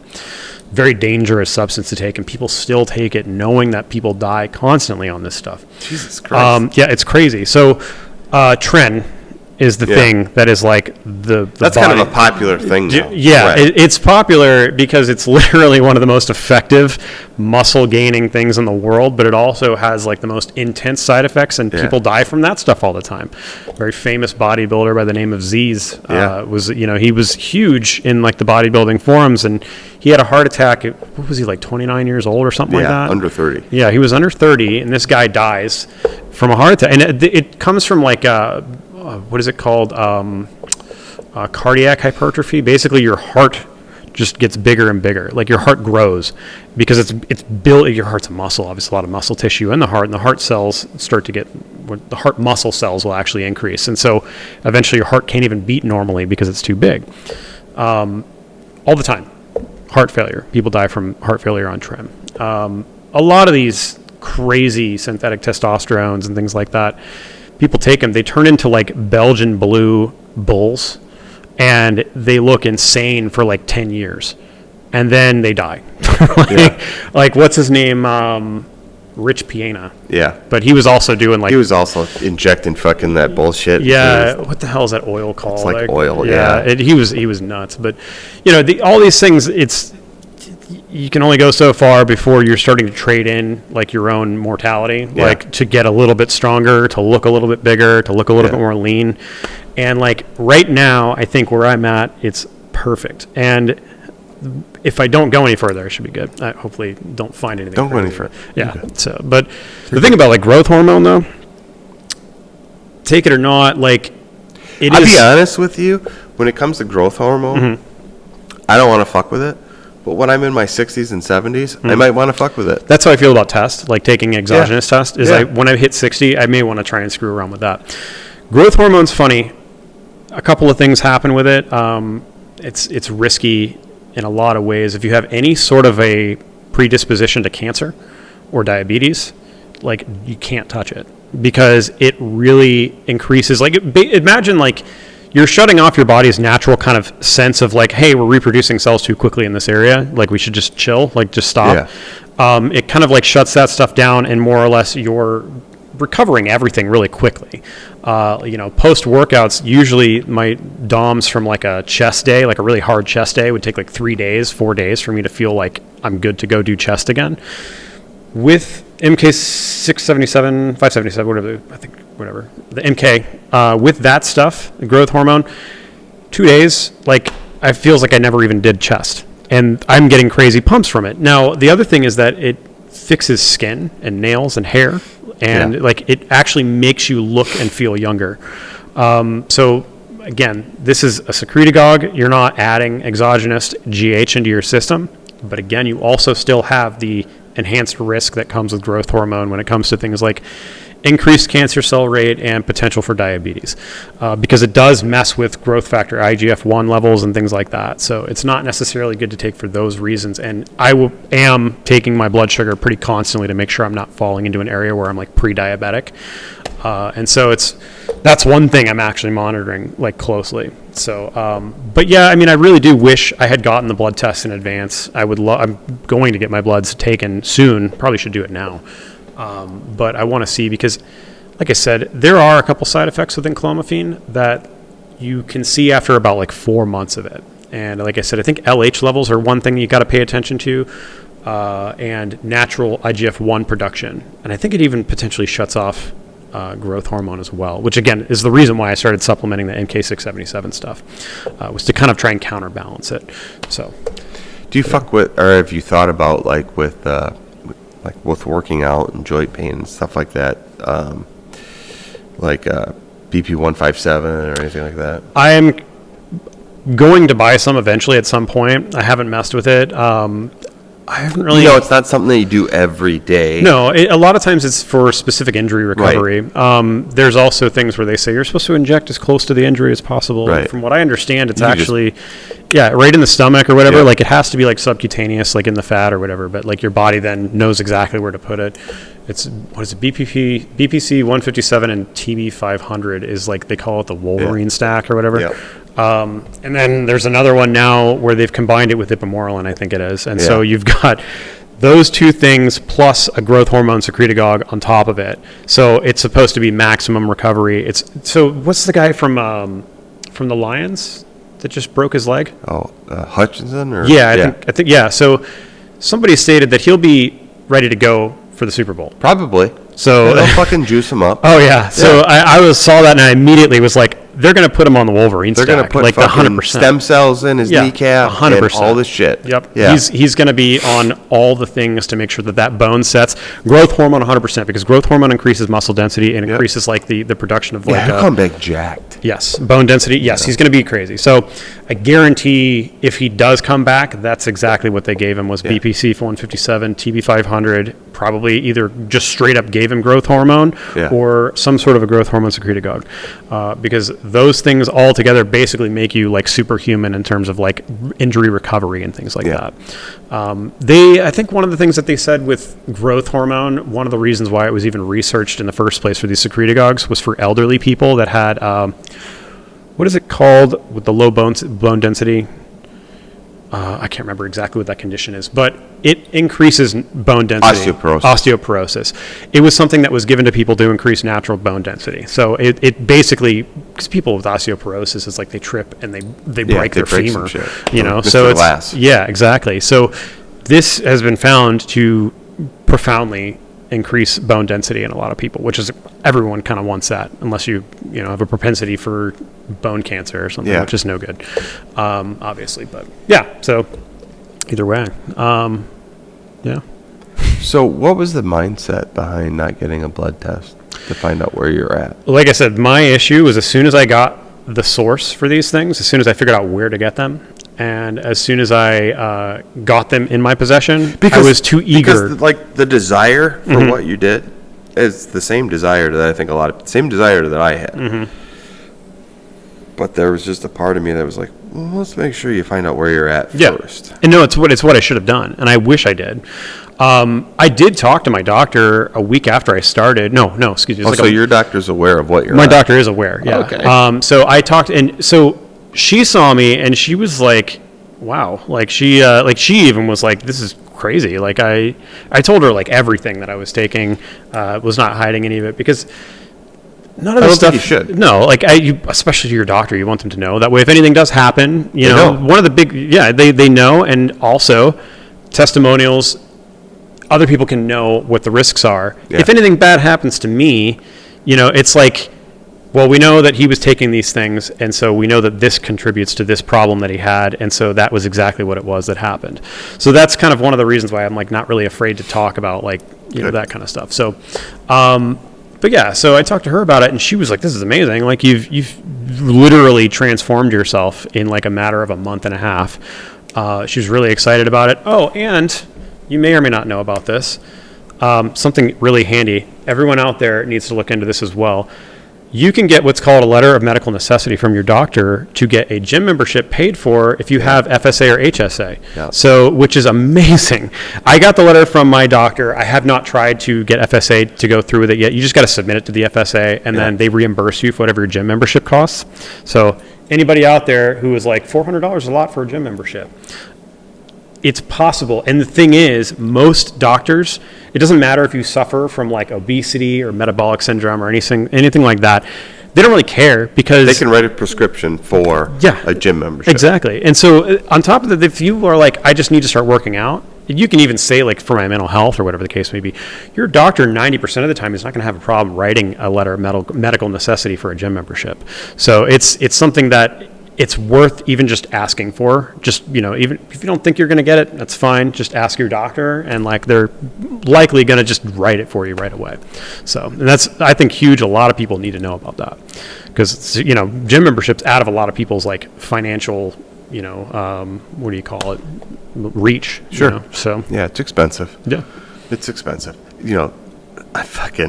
I was paying $20 a month at American Fitness is it American Fit Club? Whatever was at Kmart. Yeah, that was Fit the USA. original Fit USA. Yeah. When American Fitness bought them, that part of the deal was you had to keep the current membership. So I'm $20 a month. Grandfathered in. Yeah. I had something because I know that I got like a military discount for my membership there, and I remember they grandfathered me in over at AFC when I was a member there. I want to say I still hold on to that if I go back in, but I haven't gone in since like 2 years ago to try and renew.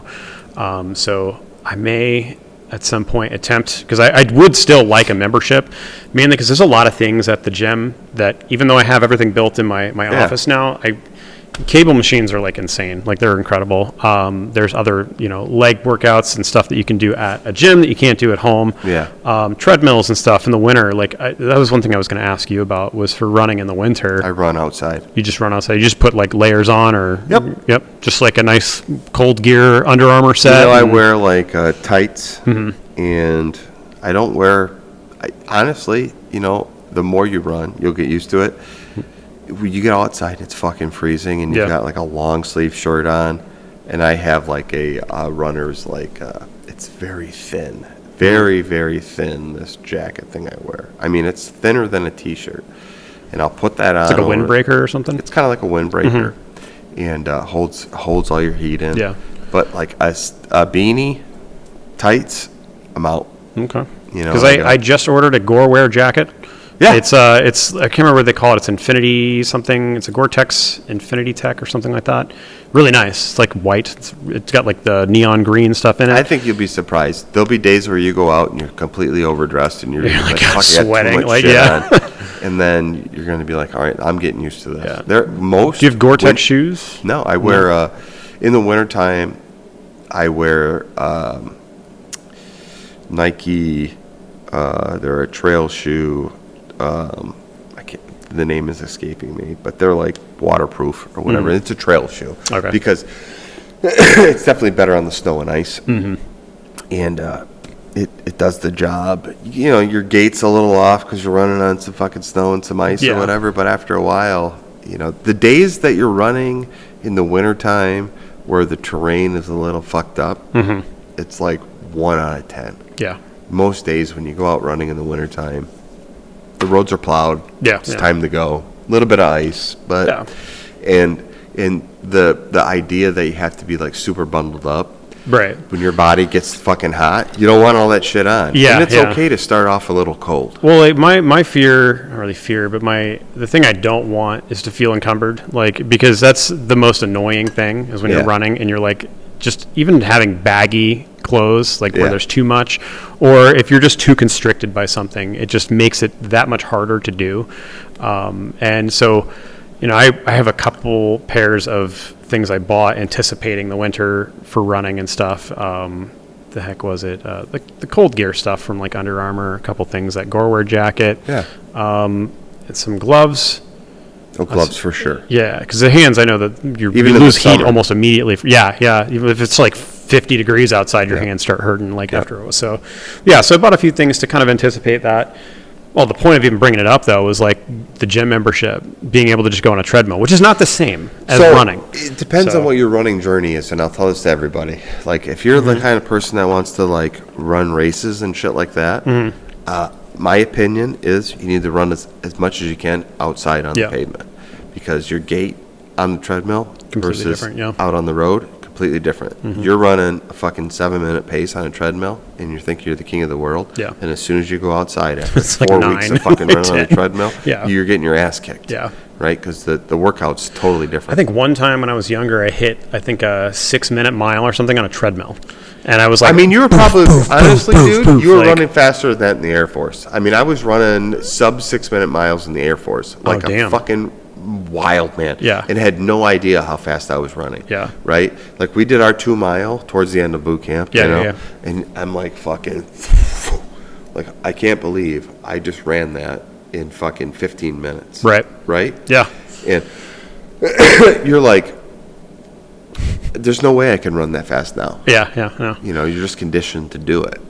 And if you're doing that on a treadmill, it's totally different. Oh, 100%. When I do treadmill workouts at home, I'm like, Jesus Christ, I'm like Kipchoge. I'm a fucking Kenyan. Yeah. I feel like it can go forever. Nothing's chinging. I mean, granted, it's boring. You're just, unless you have like a TV or something, you got to set Wick. up. Yeah, exactly. Something to get your adrenaline up when you're doing it. I think Rogan was talking about that. He loves doing cardio with like an action movie watch playing. fucking action movies when I'm on the treadmill or the bike at home. Yeah. But yeah, that's like, regardless, I mean, like if the goal is to just not have a point, and like you said, it should just be like, don't bother with the treadmill, just do it outside even when it's cold. Because the other thing is that, like, I was reading, I guess, or researching, I guess, burning fat in the winter is so much easier. Like, you actually burn way more fat when you're running. You use more energy when you're running in the cold.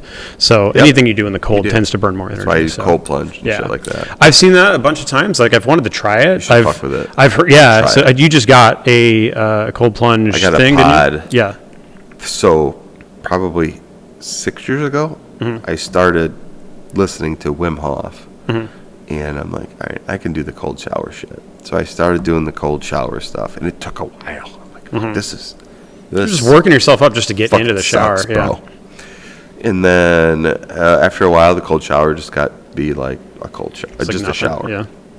So then I took a little freezer that was half the size of this table Those long coffin ones? and about this size. Yeah. And took it home and filled it full of water and put a bunch of ice in it. And for 3 years, every single morning, I went outside and I got into that cooler. And just recently, when I posted that, is when I got that from the pod company. And you have a sauna too. that thing's fucking sweet. I'm getting a sauna. Yep. But that thing is really sweet. Yeah. It's a game changer because now I can because that little ice box I was getting into, like I would literally get in it, and this is kind of like where I would be. Yeah. The water. This is as far as I couldn't submerge myself, but I was just doing enough to do it. Yeah. And does that people are like, oh, it's fucking stupid or whatever, but the dopamine hit that I get from that in the morning. And if you do it before like a workout, like I will either do it in the morning and then go to the gym, or I will do it after a run. Yeah. So when I'm done my I'm sure it jacks you up, bro. Because I just know that like getting a cold shower and I did it before I came here. Did you? I told my wife, I'm like last night I did a podcast. I'm like, I think it's fucking great. I'm gonna get in the podcast, get jacked up for it. Come in. Well, what is it? I know the very little experience I've had with doing things like cold showers.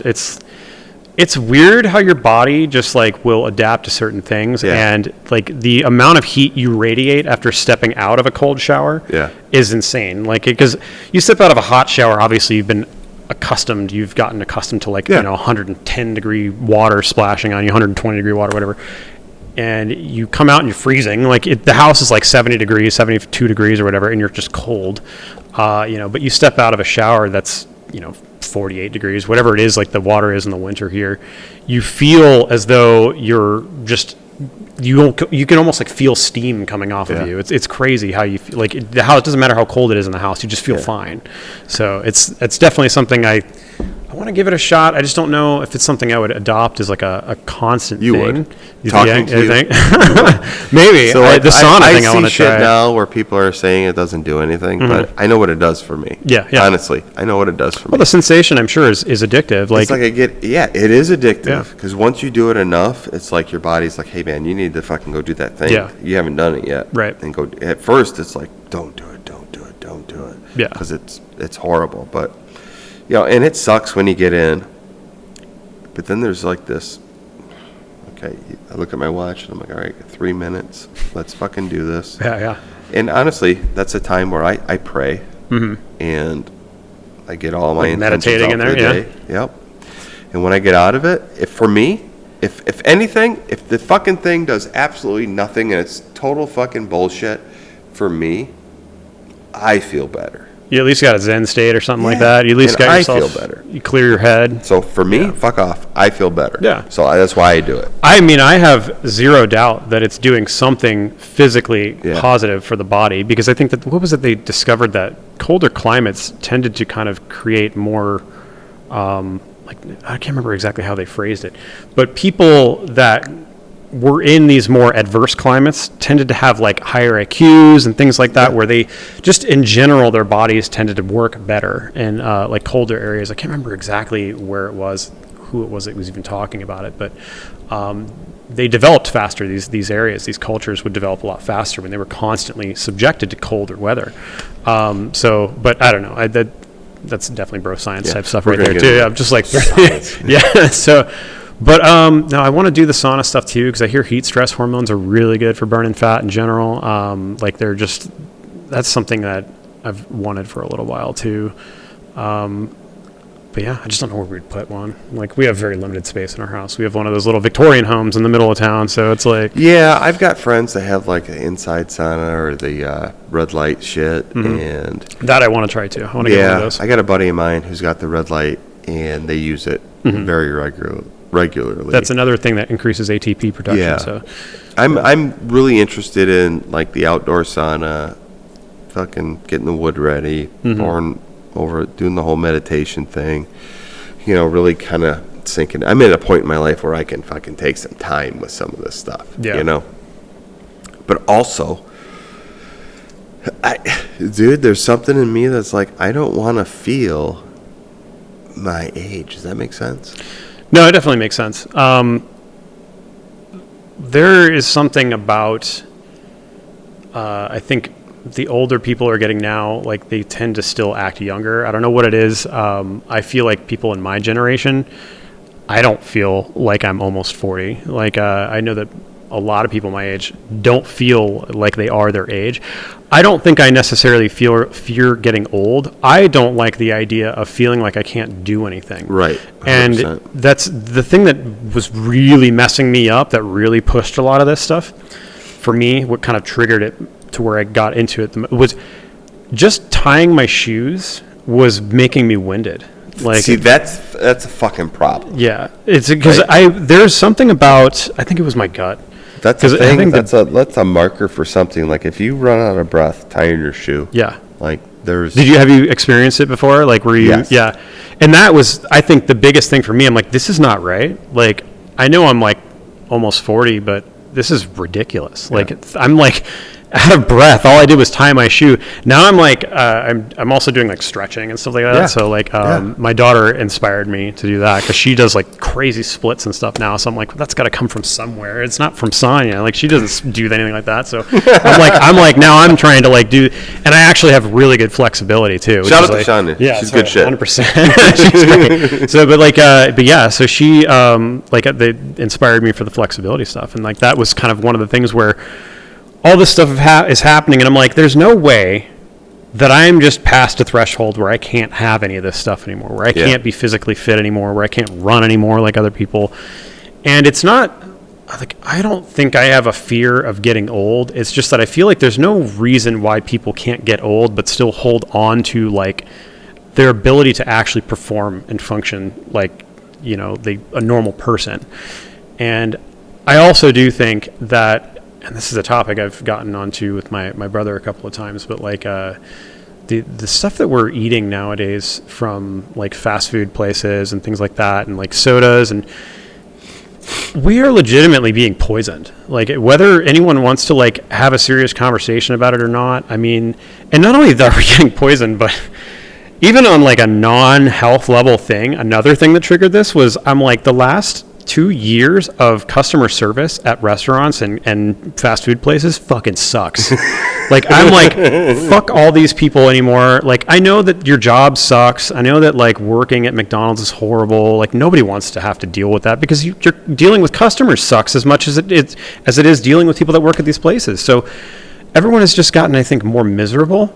And so I'm like, I'm done with dealing with customer service at McDonald's and Taco Bell. The Taco Bell out here, I have had to, and I hope they're not sponsoring you or anything like that. Okay, no. The Taco Bell out here. I don't eat fast food. Okay, good. So I stopped when all this stuff started. I have not had fast food in like 3 months, like at all.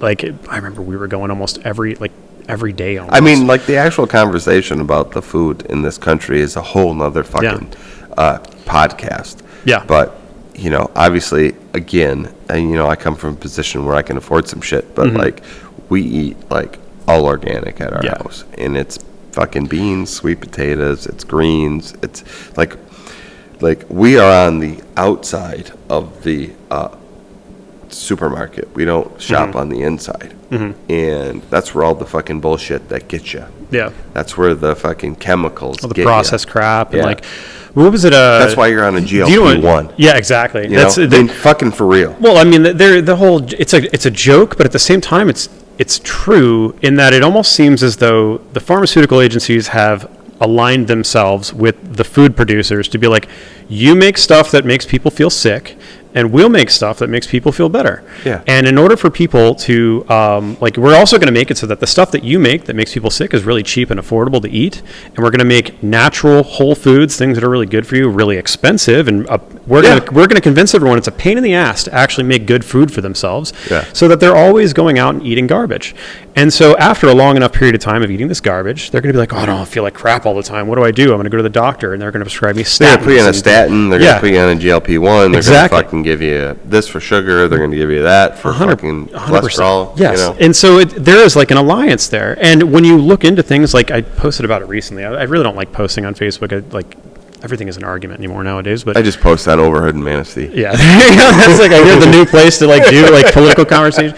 But like there was this thing called GRAS, or GRAS, which is an FDA process where more or less they leave the approval process for certain chemicals up to the food and chemical manufacturers. It's called generally recognized as safe. And so you've probably heard that. I think they even talked about it on Rogan. There are over 1,000. Callie and Casey Means have been fucking hammering that like crazy, dude. And they were just at Senate with that. You know, that exact thing is like the FDA is too fucking busy. So they say if it's generally fucking good enough, then it's like, good enough for now. The threshold is like really high for like when they have to start taking a serious look at it. Well, what's scary is that a ton of these substances, these chemicals that they're using in foods have been banned in other countries for over 20 years. Yeah. So there was what was it? I'm going to pull it up right now because it's like, it's something that, and it's not really like what do you call it? The chemicals people have heard of. I know that for a fact. A lot of people have heard of these things, but they're not something that off the top of your head. Okay, so potassium bromate, propylparabens, red dye number 3, titanium dioxide, brominated vegetable oils. So brominated vegetable oil, it was banned in the United Kingdom in the 70s. It's been banned in India since 1990, Japan since 2010, European Union since 2008. And we just this year are like, okay, fine, we'll get rid of it, I guess. It's, it's like getting the shit harder. That's going on with Kellogg. Yeah. Oh, I heard something about that. Protests and all this shit where like people are like, hey, listen, what the fuck are you doing?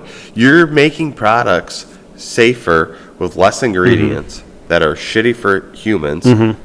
For Canada, and you're making that here in the United States and sending it to Canada, but then you're just like putting all the other bullshit in the stuff that you're putting on the shelves at Meijer and Walmart. I just don't understand how we as a country have accepted this stuff, and I think it's because most people, they passively consume information. So they look at titles, they look at headlines, and I'm guilty of it too. Like I'm not like somebody who like I see something and I have to dive into the complete details of it, because I will oftentimes read a headline and just take it at face value. Sure. 100% of people do that. Yeah. And so I think that we have, and a lot of it is because of social media. People have just grown so accustomed to short form everything, where they don't want to look into the details. They just assume they're going to be told the truth about something from the title, and then it's fine.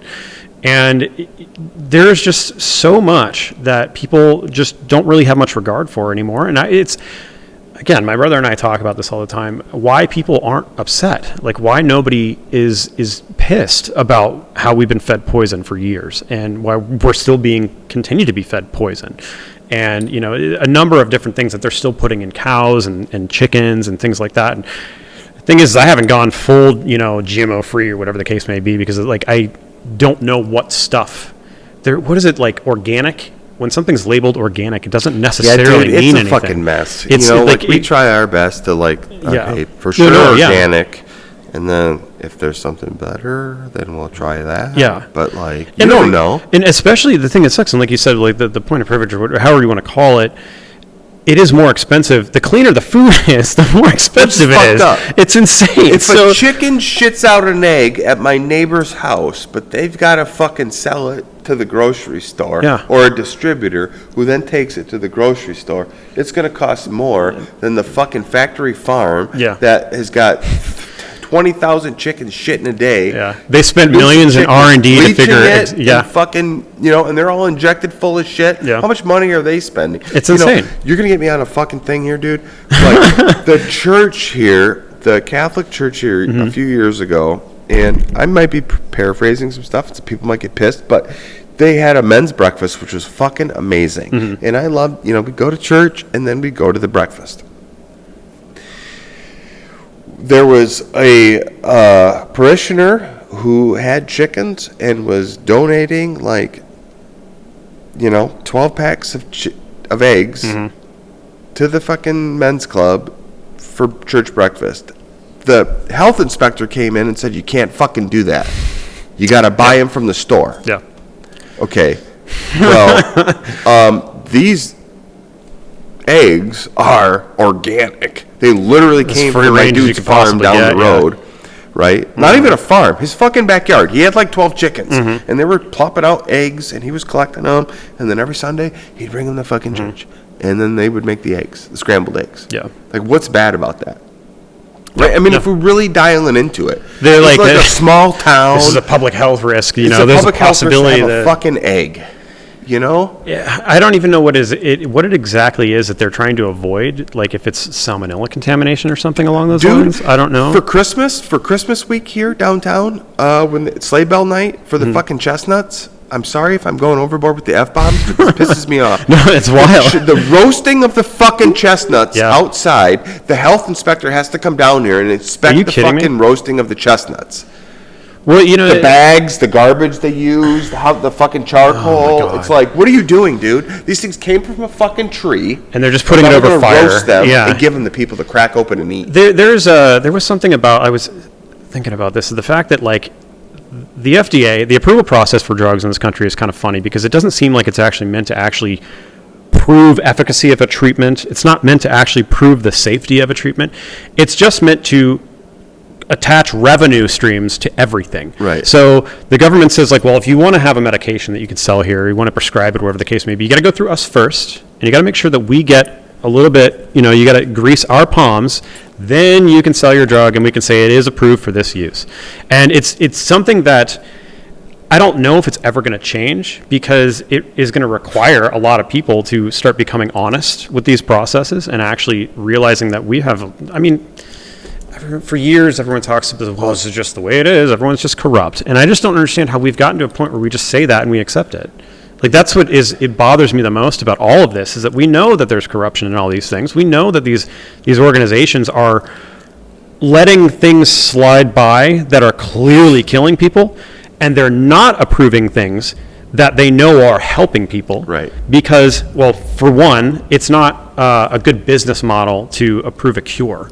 Because if someone can take something once and never suffer from a condition again, obviously you can't profit from that very much. Right. You want to have a constant stream of revenue coming from this medication that people have to take every day for the rest of their lives. That's obviously something that everyone knows about.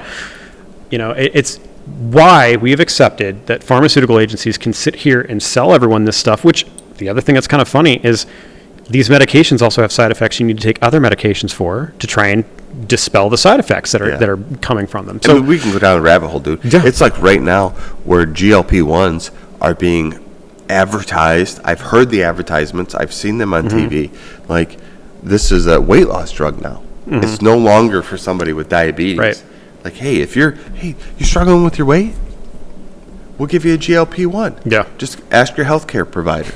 What the fuck, dude? Yeah. Instead of, hey, how about you put down the Krispy Kreme and you start working out first. 100%. Change your diet, do the healthy thing. Yeah. Or you're going to be on this drug the rest of your life, which, in my opinion, is a fucking pharmaceutical anorexia. No, it literally is what it is. It's you are just not eating. It cuts you off from feeling any form of hunger. And this is one of the reasons why if you look at people who have taken Ozempic or any of the GLP-1 agonists or whatever they're called, they don't just lose fat. they come out of it looking like they're dying, like they have AIDS or something. Because they're losing muscle mass. They are not taking anything or consuming anything to retain muscle mass. Now, they're probably going to develop something in the future where, it's like a growth hormone that you put on top of it. Yes. Now you could take testosterone or fucking whatever. It'll be a combination, because that's one of the things with some of these peptides and stuff. Funny thing is, when Ozempic was blowing up a couple years ago and everyone started talking about it, and they were saying, well, it's crazy how expensive it is if you don't get a prescription for it for diabetes. If you want to lose weight, it's like $1,300 for a cycle. If you have insurance, it's $300 for a cycle. Why is this the case? Well, you can get these substances. Ozempic, what is it called? It costs $1 to make. Well, it's probably about that cheap. You can get a cycle of Ozempic in its like generic form from gray market sites like that sell the peptides and stuff, like, because it's a peptide. Yeah. You can get a generic form of it. I think it's like $30 for a cycle. It's like between $30 to $80 for a cycle. Yeah. Now it's technically not for human consumption, because they legally have to do that, because the FDA said you can't sell people that they can eat this stuff or consume it. You don't eat it. You inject it into your belly fat. But like you can sell these things legally as long as you put the very obvious disclaimer on the front.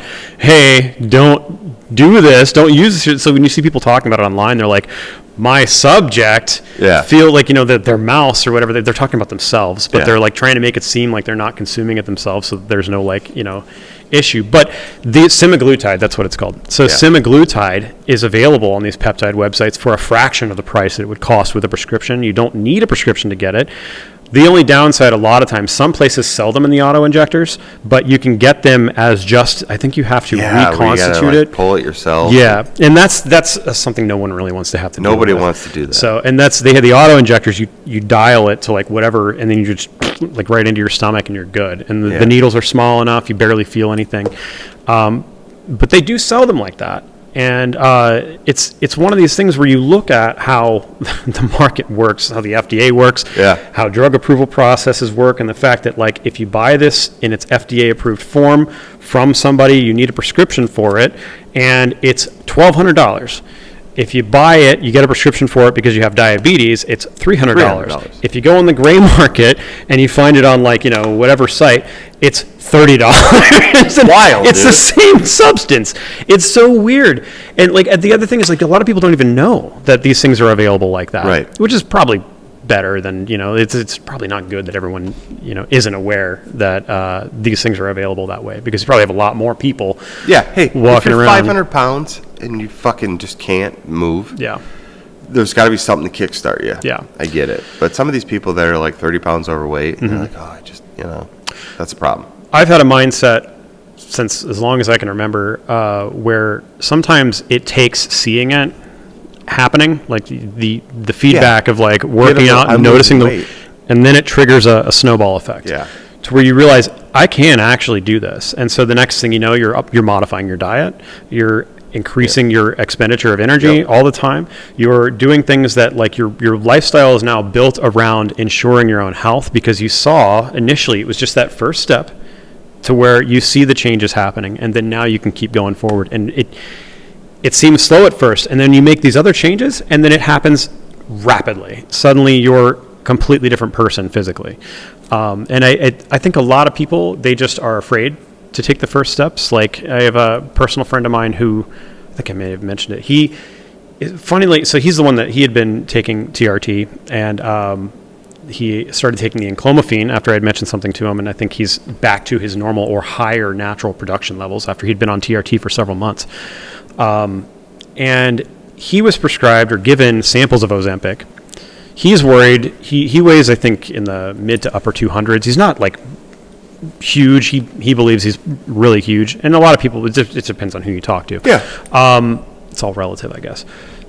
He's worried about losing weight too fast and the excess skin. And I think that one of the issues is that the skin, no matter what, is never going to bounce back to its original size. And so I think more or less people that are in that boat, when that happens, it's kind of one of these things where they have to kind of accept that this is going to be a byproduct of getting healthy again. I'm going to be healthy, but I'm going to have this excess. Yeah. And the thing is, you got to realize you might have a lot of excess skin. It might look really weird when you don't have clothes on, but at least you're going to live longer.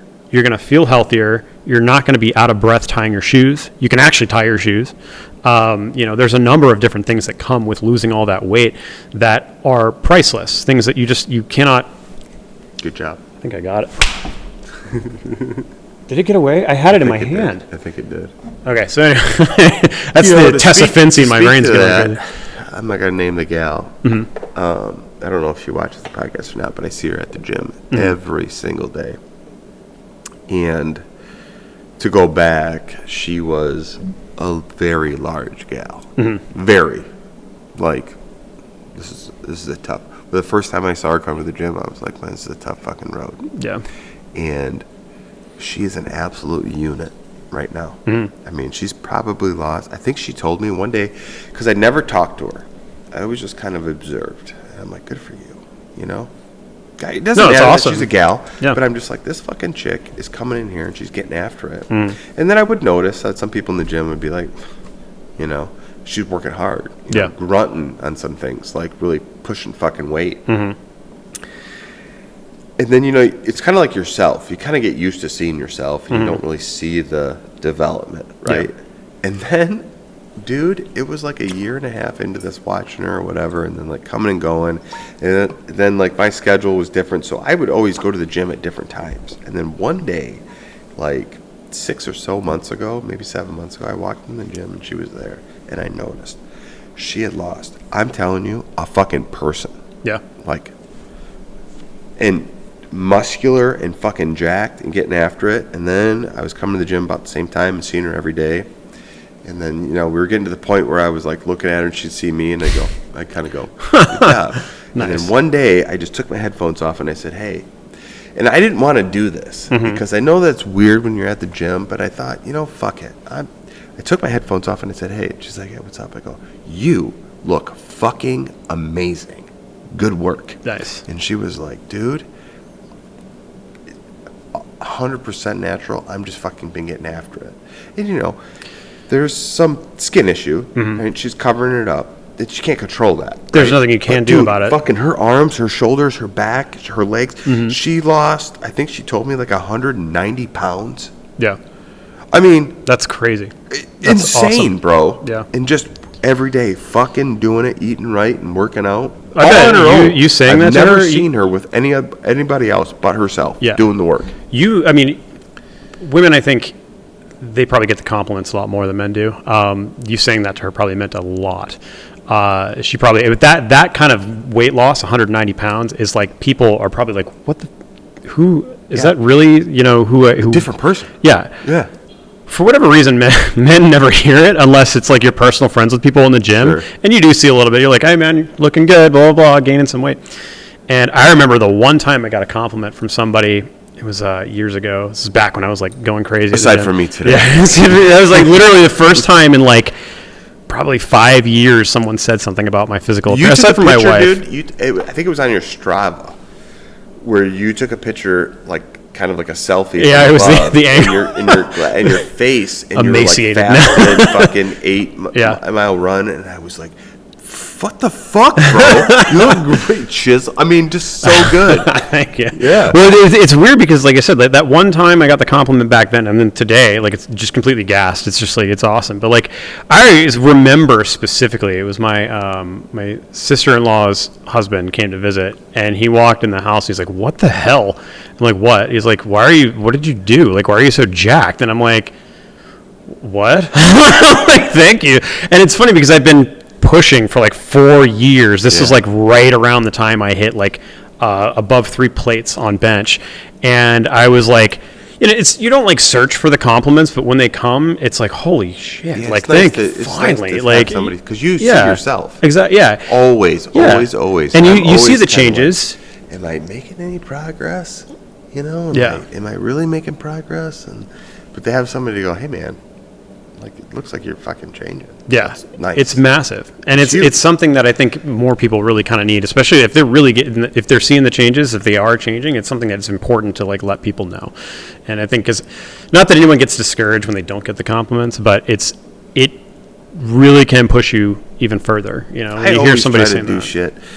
I'm a big like positive impact kind of guy. Yeah. So even like aside from telling this gal, you look fucking great. Like I'm always, when I'm at the gym, I'm always like, hey, Nice. you know, if I don't know you, even but if I see you every day, and like you and I are like, hey, you know, like, fucking good work, you know, because that's kind of a juicer. Yeah. It really is. 100%. Well, no, it gives you fuel. Like you literally, all the effort you put into it, it's not like you're going to die off and never continue if nobody says something. But when somebody does say something, you're like sitting here working at like a 6 or a 7 out of 10, and someone's like, my gosh, dude, look at you. Your arms look bigger. And you go up to a 9. Instantly. You're like, fuck, like I'm pushing harder. And like, because it's, feel better. It's one thing to see the feedback on your own. When other people notice it, you know, it's not just your head playing games with you. Yeah. And because there are things like body dysmorphia, like I've suffered from in the past. I still kind of suffer from it now because the whole thing about the body fat stuff, wanting to get below 10. And it's not because I feel like I need to be below 10. I want to see if I can get below 10. That's kind of like where my brain is. I just want to see if I can.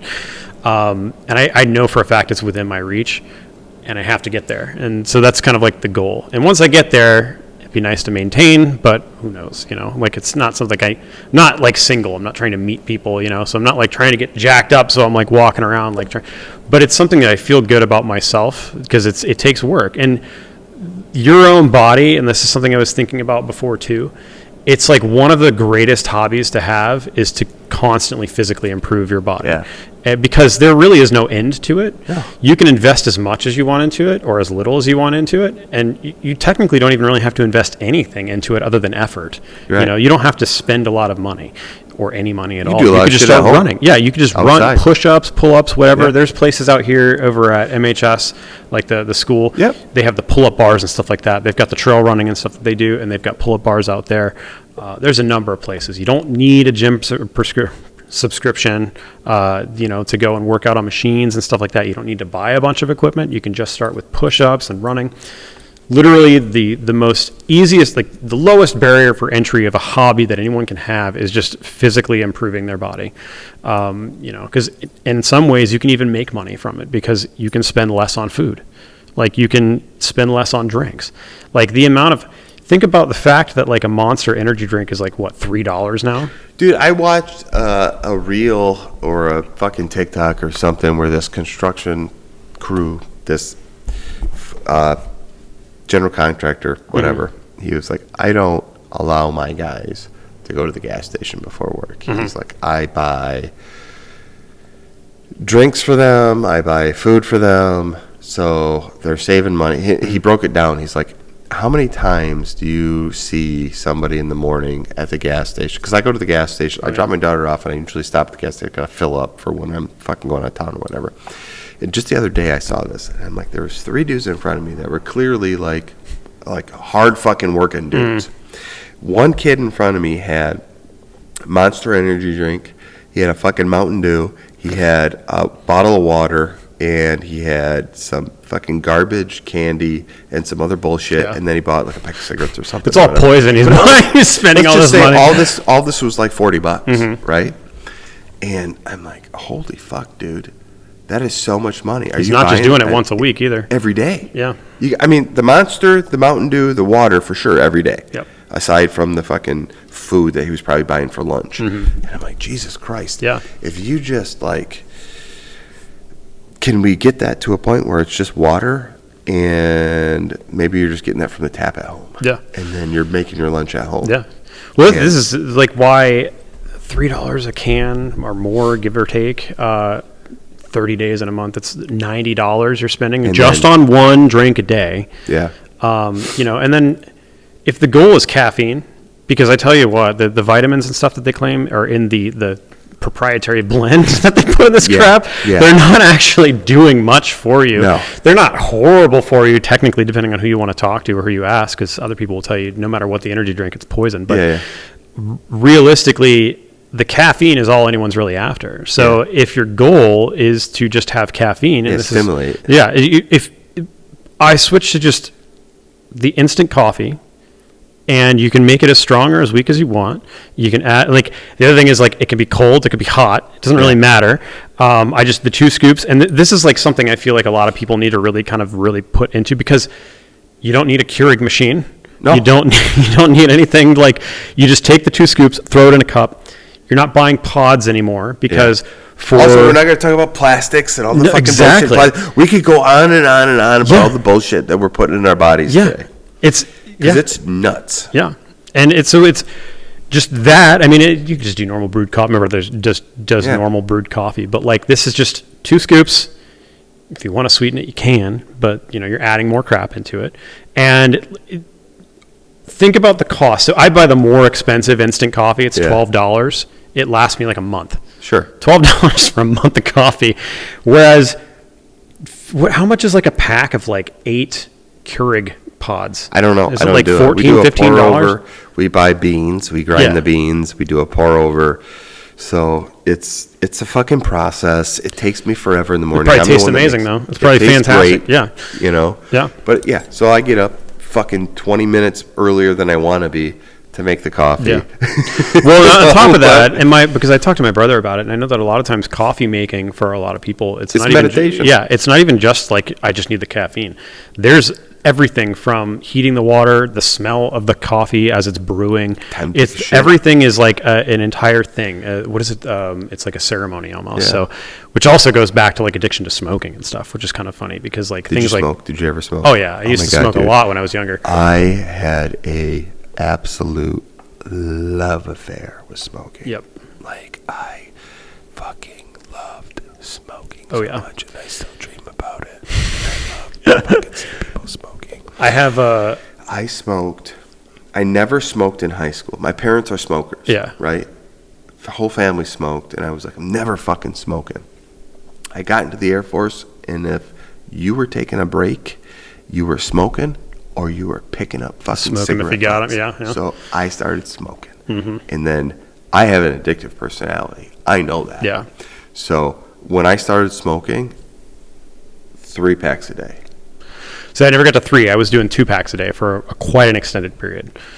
But like what I found in the conversation I have with a friend of mine, he still smokes cigarettes on occasion, but he mostly vapes. He does the pouch. I don't do any nicotine anymore. I do this fucking shit. So see, here's the thing. I don't think that there's anything wrong with nicotine per se. With the modern research and stuff they're talking about, it's very nootropic. It's actually good for your brain. It increases your metabolism in general. I don't like the cost. I don't like the expense of it.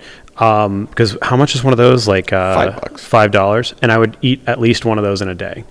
Is it only $5? I thought that was like $5, and I eat like one of these every couple of days. Yeah, so I was going through them a lot, and I was vaping at the same time. Jesus Christ. So like it was bad.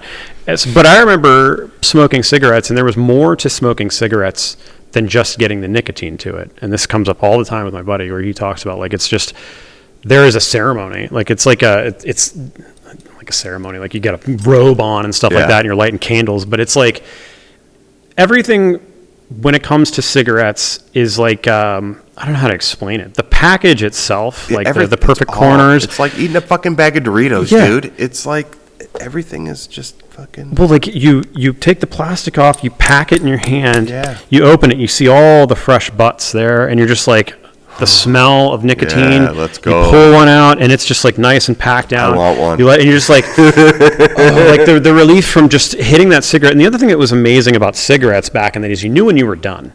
Yeah. You're like, you had one, you put it down, or if you're a chain smoker, you have a couple. Why vaping sucks nowadays is there's no end to it. Like you sit there for hours in front of like your TV or your computer screen or whatever, and you just you're doing more vape than you are oxygen a lot of times. So there is something, it's almost like a binky or something, like where people don't even realize they're not doing it, you're not getting anything out of it anymore. Your metabolism might be increased a lot when you're on it, which actually, so this is one of the big things when I quit nicotine, is when things really shut down for me. Yeah, you want to hear something wild? What's that? So before I went to the Air Force, I mean, I was a big dude. Mm-hmm. Like I graduated high school at like 160 pounds. Mm-hmm. Went to Saginaw Valley and gained fucking 40. My gosh. In a semester. Drinking. I was an athlete. Was the freshman 40 or whatever they call it? Freshman fucking 100. Yeah, oh my God. I mean, I was an athlete. Yeah. But I never ate whatever the fuck I wanted. Mm-hmm. High school ended. That whole summer, I was just kind of like partying, drinking beers. You know, I mean, back then, believe it or not, 18-year-olds drank a lot of fucking beer.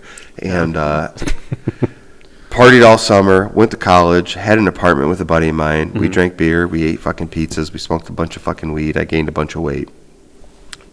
Went to join the Air Force. I reached a point, so this is a long story, but to bookend it really quick, I was like, I'm going to join the Air Force. Yeah. And I got on the scale at the recruiter's office, and he said, you're fucking fat. You can't join the Air Force. You need to lose 20 pounds. Yeah. All right, that's how big I was. And I went to my doctor shortly after that. I was trying to lose weight. But this is in the fucking 90s. Like, I didn't know what to do. Yeah. I got Uncle Ben's It's like, go start smoking cigarettes. I was drinking diet fucking Coke and trying to fucking starve myself and work out. And my workouts were lifting weights. Yeah. I wasn't trying to do cardio. I wasn't cutting fat or whatever. I told my doctor, I'm like, I'm trying to get in the fucking Air Force. Like, I don't know what to do. And he's like, you could start smoking. My doctor said that. He said, you could start smoking. That's like a diuretic. It's 100% like one of the fastest ways to like lose weight, but like, again, you're smoking. It's so the thing with nicotine, if it was something that was like really cheap, if they could get rid of the syntaxes and stuff that they stack onto it, it was like $2 or a pack of those, I'd probably still be doing it. Because I know that the prices are going to go up, and they also are constantly talking about banning anything that isn't just ass flavor. So it's like, because I remember you used to be able to get peach and apple flavored dip.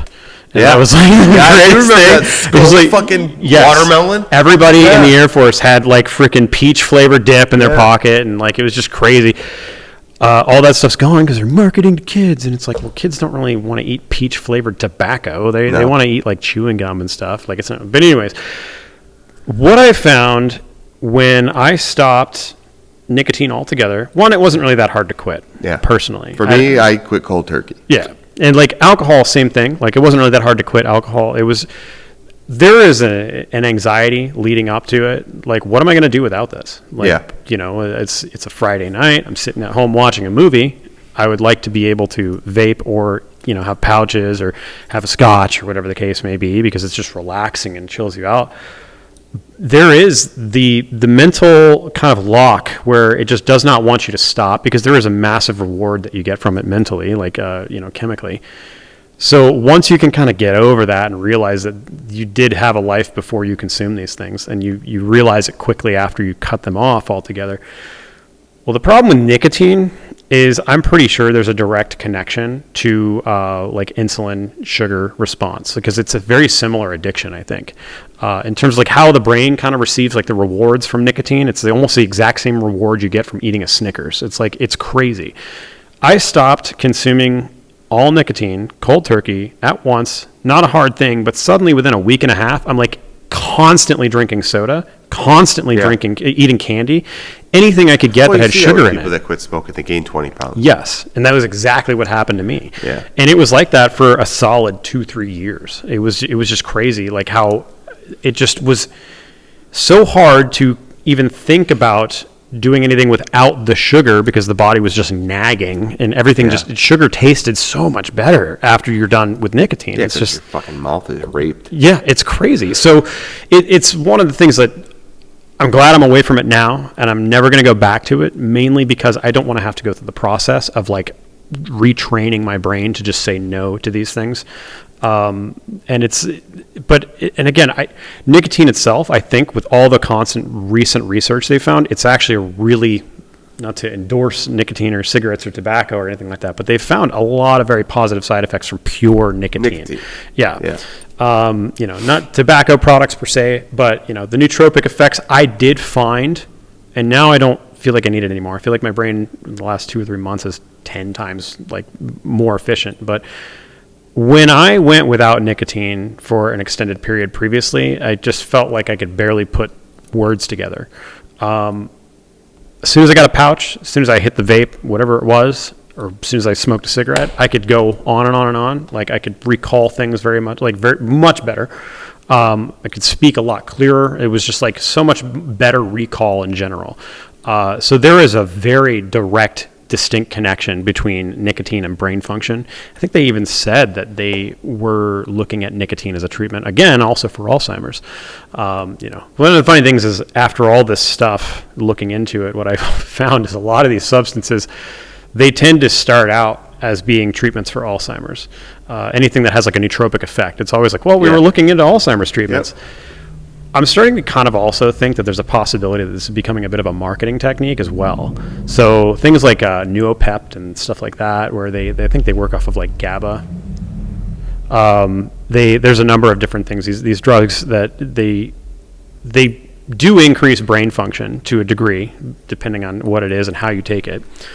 But at the same time, I think it's easy for people selling the stuff, the compounding pharmacies, to be like, well, we were originally researching this, thing that's immediately a code word for it makes your brain work better. Like that's really all it comes down to. And so people see that and they think, well, it's got to be good. Yeah. It's going to make me smarter. I'll just take it and it's fine. So I think it's becoming a bit of a marketing thing in some of these things. I can say for a fact that Tesofensine, I can feel it right now, like just how much better my brain is at just being able to string a long consciousness of, just a long sentence together, being able to talk endlessly without feeling as though I have to, I don't have that right now, so it's just kind of a really interesting thing, seeing how all of these things can actually impact the brain.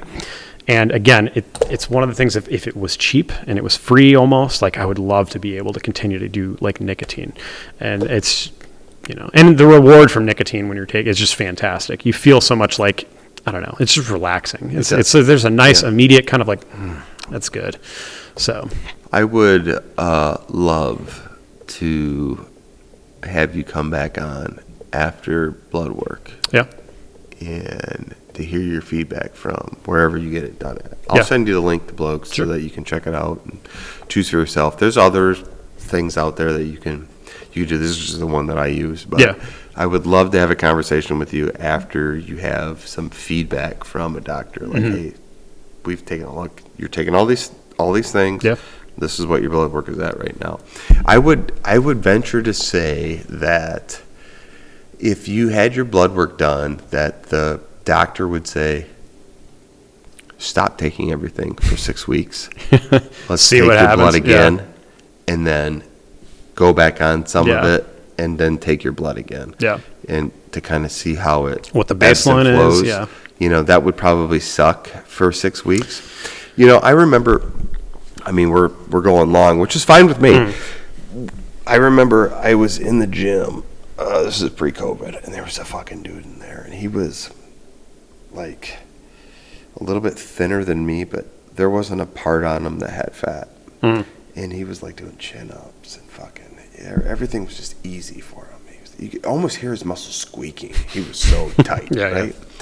And then I didn't see him for and I knew, I'm like, that motherfucker's juiced. And I didn't see him for a few months or whatever, probably longer than that. And then I saw him back in the gym, and he looked frail. Like nothing was. He was on the treadmill, and he was like kind of almost like he was just starting to work out again. And there was an older dude that had always worked out with him that was there, and I heard them talking, and he was like, "Yeah, I went through this fucking depression or whatever because he was coming off of all the shit, But obviously it was steroids and some other. Yeah. And I know that when you're on steroids and you come off, there's like a depression. And all this shit, and I'm like, okay, because I'm still a little nervous with just Enclomiphene. What's going to happen at some point if they say, hey man, maybe you should come off of it for a little while and dial back. I don't want to feel like I used to feel, because I remember what I used to feel like, and it wasn't that long ago. It was weeks ago. I've heard some things that your natural production will remain a little bit higher than it was before you started. I don't know how true that is. Obviously, there's probably some marketing stuff in there too, but these are personal testimonials from people who had gotten blood tests taken prior, blood tests during, blood tests after, multiple blood tests after, saying, well, for whatever reason, prior to taking this stuff, I was at 200 or whatever, 150. That's really low. I'm on it. I'm at 800 to 1200. I come off of it and I'm at 600 and 700. which that's great. That's fantastic. Yeah. So if that's the case, then that's really good. And on top of that, if you can maintain 600, 700 without having to be on this stuff, without having this kind of like false red flag in your biochemistry telling you that you need to stimulate more testosterone production. So what you just said there is that is my personality. Yeah. Like I just saw my blood work and I'm like, I want to stay here forever. Yeah. So to go down to 600 or 700 or 800, in my mind I'd be like, it's not enough. Yeah. From what I've heard, it's going to fuck with me, is what I'm saying.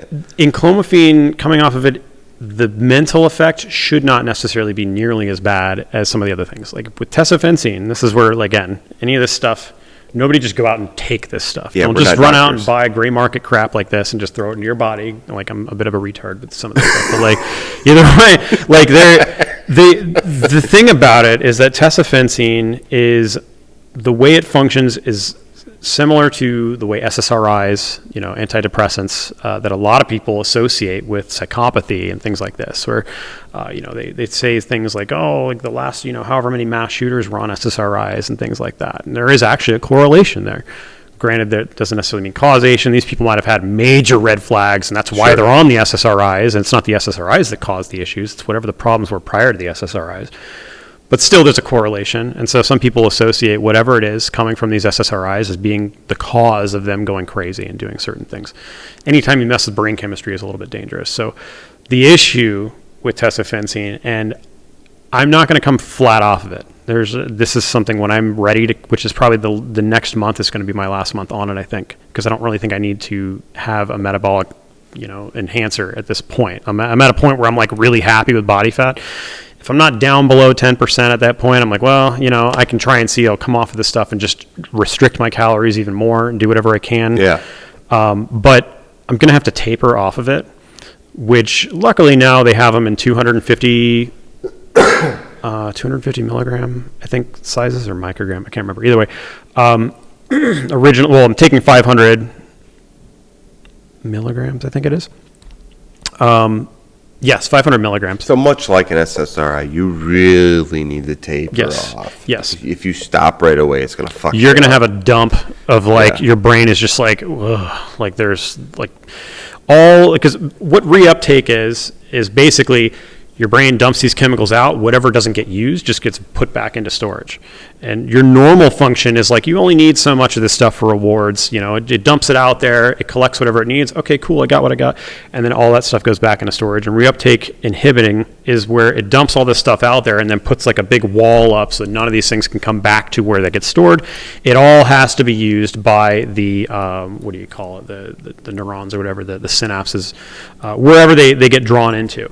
And in some cases, it can cause an excess of these chemicals in some people. There's something called serotonin syndrome and things like that. It's unrelated. But the problem is that your brain can get accustomed to higher levels, just like everything.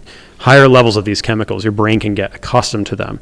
And over time, you take this stuff and you're just at baseline now. It's just like with drug addiction, cocaine, heroin, any of these types of things, marijuana.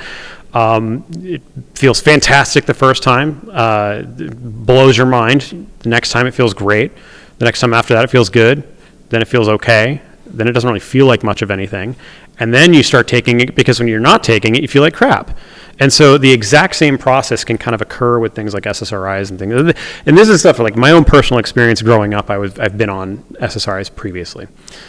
I can't say that I've ever really experienced anything where I'm I was clinically depressed when I was in high school due to some other things that were going on. But I don't know for sure if any of the depression I was experiencing was coming off of SSRIs and constantly switching around meds. Sure. I think that to some degree it was just constantly jumping around to things, was just kind of keeping my brain distracted, and I just had this underlying depression behind it all.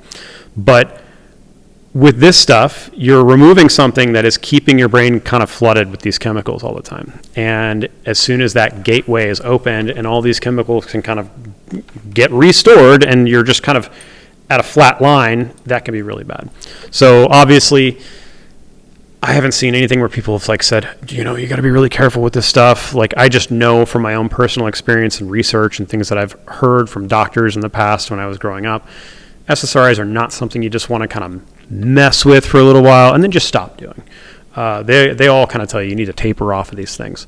So it's something that when I get to that point, I'm probably going to cut my dose in half on a daily basis and then go like every other day and then eventually just none. So I will say the Tesofensine increases mindset immensely. Like, I just constantly kind of in an up state mentally. I think, like you were talking about with the fasted stuff, like when you're not eating for a while, there is an effect on the adrenaline levels in the brain. Like, you will have like an increase in adrenaline just in your brain on a baseline level. And that increases awareness, that increases reaction times, because again, historically, as cavemen, it's like your brain's telling you, you need to go get food. Like, if you're not going to do it, I'm going to dump this stuff into your brain so you're on edge all the time until you get something to eat. You're going to be running faster, you're going to be reacting faster.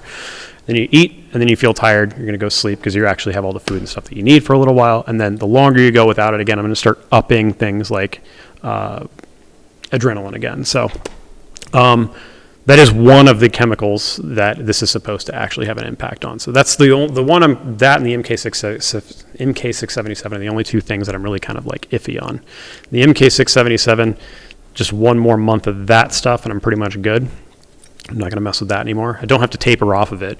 You just have to like be careful with it. But regardless, all of these things, it's really important to kind of just understand that you are messing with your body's brain chemistry. You're messing with your endocrine system and things like this. So some people may have seriously bad reactions to some of this stuff, and other people will have insanely positive reactions to it. Obviously, you've researched the shit out of this. Mm-hmm. I mean, you're coming to this podcast with an enormous amount of information. A lot of people are just gulping this stuff, thinking that's... Oh, it makes me lose fat? Give me all of it. Like, I'll take it right now. Give me whatever. I don't know how many videos I have just saved in my phone from, whatever expert saying, take this, take this, take this, take this. And I'm like, okay, find time to research that. I'm not the type of person that's just going to dive into something without researching it. But I mean, clearly you've done your homework. Yeah, there was a solid amount of time. Obvious that you've done your homework. I'm super curious to see your blood work. Me too. I mean, for real, dude. Yeah. I would strongly encourage it. My doctor did say she would do a full panel on me if I wanted it. I would do it. And so she was like, but your insurance is probably not going to cover it. So I don't know how much she was going to charge, or how much. Probably would still be cheaper just doing it that way. I don't know. Maybe Blokes is cheaper than what they would do. I don't know. Like I said, I pay out of pocket. So it was like $500 to have my primary care just do the panel they were doing, and it was $600 for Blokes to do it. But even if your insurance covered a portion of it, and then you just had to come out of pocket for a little, it would definitely be worth it. Yeah. I mean, I would love to see the feedback that you get. And because also, we're in a time now where, I really want to take the information that I'm getting from my primary care as, this is, when the majority of people go to a doctor, they're like, okay, yep. Whatever you're the expert. Yep. Yeah. Whatever I need. But the more and more I dive into this shit, the less and less I'm like, I'm going to go to my doctor when it's 100% necessary. I've got a broken fucking arm, I'm bleeding out, or I need to have something scheduled. Yeah. Because I can't just go get a fucking MRI unless the doctor says I can get an MRI. Yeah. You can do concierge doctoring now and get everything that you need. Right. You don't have to ask fucking questions. Yeah. This is what I want. Okay, let's get it then. Yeah. It does seem sometimes, I mean, in the past, my doctor's been pretty great. There hasn't really been much that she has, denied or anything like that. If I wanted something, it's not like I could go I want a prescription to this. Okay. Yeah. No, it's not like that. It's just a matter of if I want tests done, she'll be like, yeah, we can do that. She warns me, it may cost you however much money, or we don't necessarily cover that insurance-wise. I was going to say, because I mentioned it earlier, I think I have a theory about why doctors don't really want to talk about this kind of stuff with their patients, and I think it's because a lot of them really don't specialize in things they don't.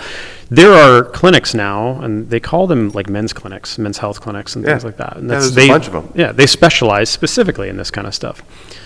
The average doctor, I think most people get for their primary care, unless they're doing this stuff on their own, like personally, they're consuming these things, they've looked into these things for their own research, I think is only really concerned about, identifying markers for serious conditions in their patients, not really concerned with trying to do things to make them feel like they're younger and to improve their overall sense of well-being. I think it's just prescribing for the issue. Yeah, prescribing for the issue. And not even necessarily, like, some doctors I think might be horrible enough to where they're just like, well, I don't really care unless I can prescribe you something.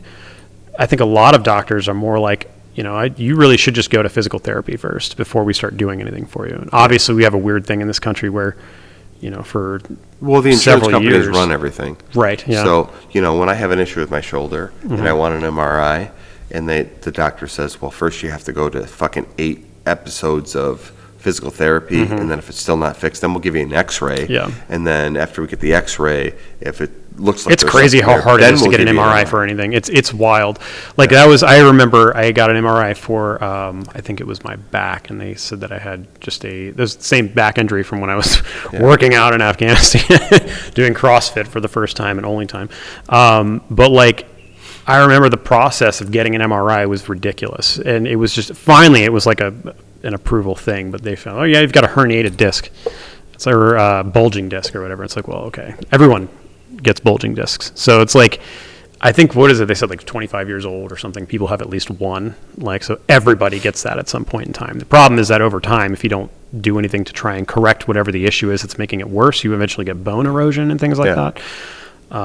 Funnily enough, things like BPC 157 and TB 500 combined, you inject them to those areas or whatever the case may be, or like stem cells, it will fix those issues a lot faster. But either way, doctors aren't really as concerned about those types of things, because a lot of people approach this stuff from the perspective of you and me, where it's like, I feel sluggish, I feel tired. This isn't right. I know I should be a lot faster. I should be a lot more alert. I should be a lot more, like, my brain shouldn't be as fogged as it is. What is going on? Can I get blood tests? And the doctor's like, well, I don't know. I mean, we can do blood tests, but no, I'm just not going to approve the blood test for you, because we're going to go through these other 4 steps first, before we can even get anywhere with that stuff, because we're going to just put you on this for a little while and see what this medication does, or maybe it's a sleep issue. We'll send you to a sleep study first, see how your sleep is, and then, okay, well, your sleep is fine, so that's fine. And then eventually they come down to, okay, fine, we'll do the full blood test or whatever. And I think it really just comes down to the fact that they don't really specialize in trying to improve. Well, what you said there, specialize. The average person, when they are, I read something just the other day. So, like, say you're going through, like, you have a cancer. That person who has cancer will see, especially if it's an aggressive cancer, and they end up passing. However many specialists before they actually. 28 specialists, 28 different doctors before their demise. Right, because every doctor now specializes in something different, and it's more profitable the more specialized you are. And the person that was writing this article was talking about, like, a doctor friend that they know that specializes in the tip of the nose. This right here, I can see it. And they make so much fucking money because they're like one of a few that specialize in this one spot of the fucking nose. You know what I mean? And because they specialize it so much, and they make it to the point where, like, it's expensive to be a doctor.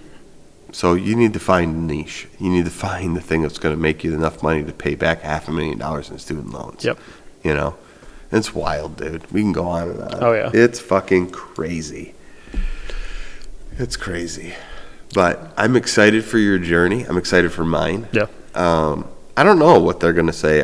My appointment for this follow-up blood work that I just did is in a couple of weeks.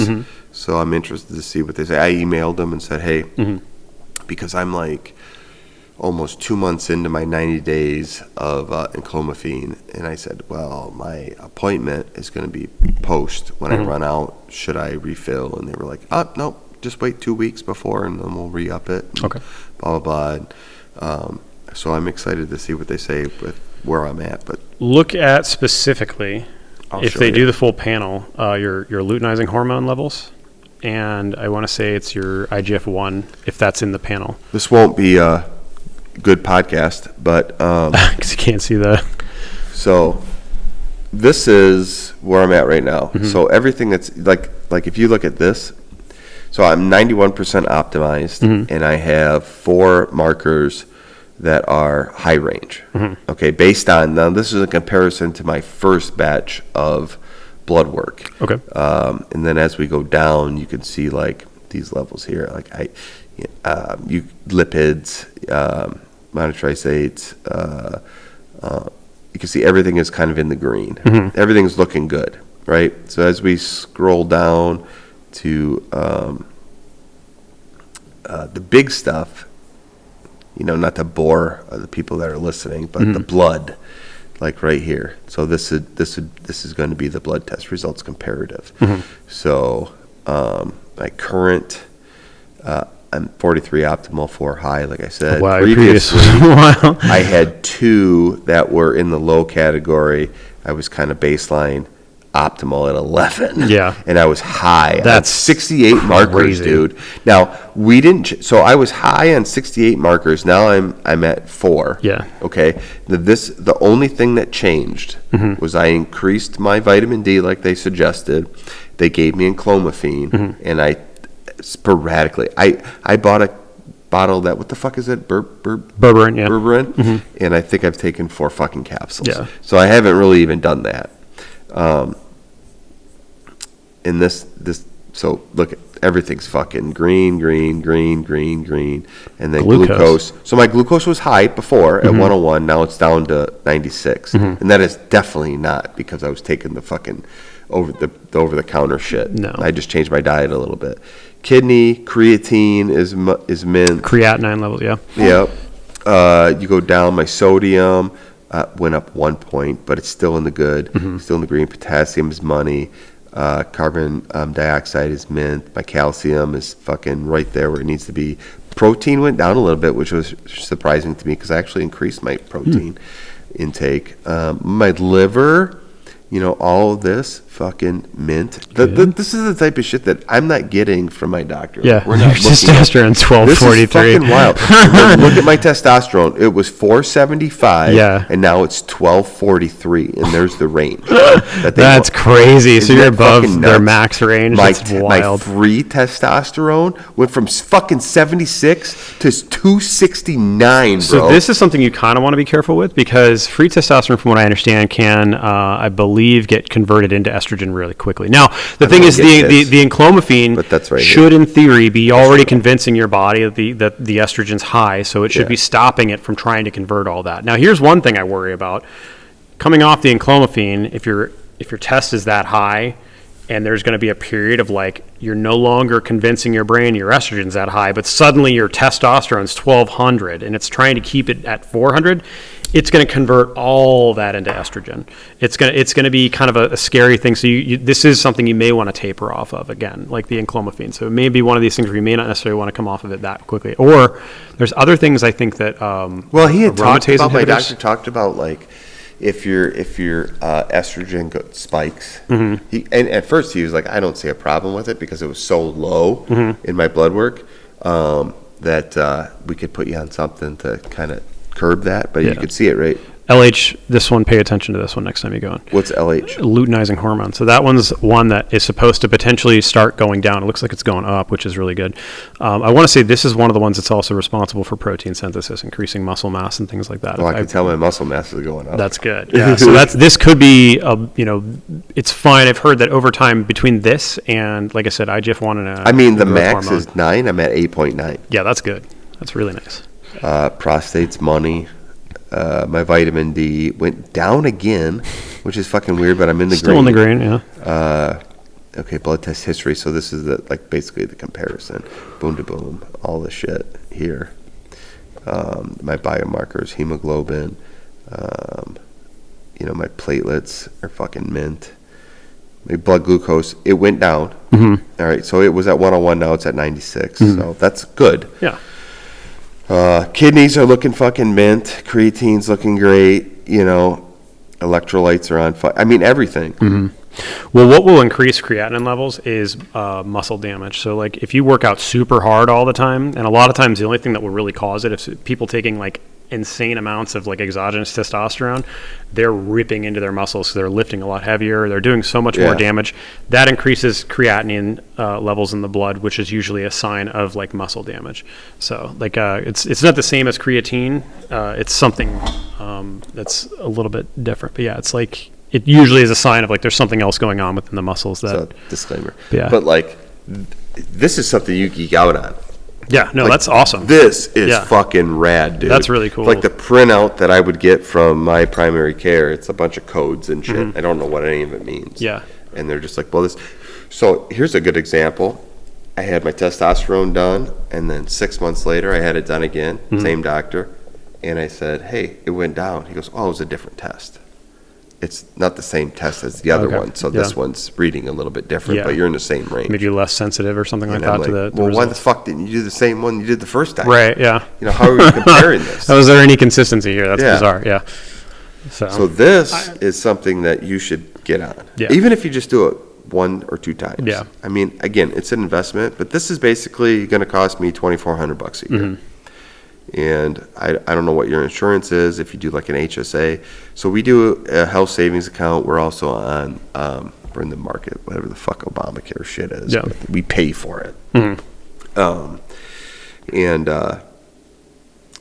So with an HSA, this is covered in HSA. Not that it's covered. We have FSA, but it's the same thing more or less. Yeah, basically kind of the same thing, but it's tax deferred. So like we pay for it, keep the receipts, and then we can take money out of our HSA based on this reimbursement. Yeah, it's kind of like a retirement fund. Nice, yeah. So, but it works, and this is. Do you have a Theragun? A what? Theragun. What's that? It's the percussive therapy. It's like that fucking thing that like vibrates. No, I don't. But I've been wanting to get one. I got one. Not to, because I feel like we're winding down on this, but like I got one a couple of weeks ago, and it is. So I was having what felt like, what the hell was it called? Piriformis syndrome. It's a muscle in the glute. I think it's the piriformis, where more or less it comes from like either inflammation or tightening, and it starts to squeeze the. Oh crap! What's that nerve? Sciatic nerve. So you get this pain that kind of goes up and down, and it was caused from what I think I was getting into sprints, and I maybe wasn't warming up enough or something like that. Sure. So it was going into like a spasm or something, and it was lasting a while. So I ended up getting this Theragun, and I use it. It's really cool because you turn the thing on, and it has like different what do you call it? They're like modes. You have like a rest mode, a recovery mode, warm-up mode. Basically, you can set it to any of these things, and it tells you exactly where to put it, for how long, and has like a timer, and then when it stops, it tells you where to move it to the next thing on the screen. And so it goes through all the different things. The glute muscle is like one of the most amazing feelings. Like right in the glute, you hit this thing and you put it on whatever intensity you want. Yeah. And immediately it just released all the tension right there. And it felt like I never had the problem in the first place. So it's really good if you have like a massive like spasm, like in a muscle spasm in one area. I highly recommend. They're a little bit on the expensive side. However, they are covered by HSA and FSA, so you can buy one through that. Nice. So, but yeah, highly recommend. You should get one. Yeah, they have like FSA store. You can go online and find stuff on there too. I recommend it. Those red light therapy things are also supposed to be covered by HSA, so that is one of my next things I plan to get. I want to get one of those too. So yeah, for sure, 100%. Yeah. Dude, we could talk for days and days. Yeah. Promise me that if you do get your blood work done, you'll come back on and we'll talk about it. 100%. Yeah. Yeah, Nice. sure.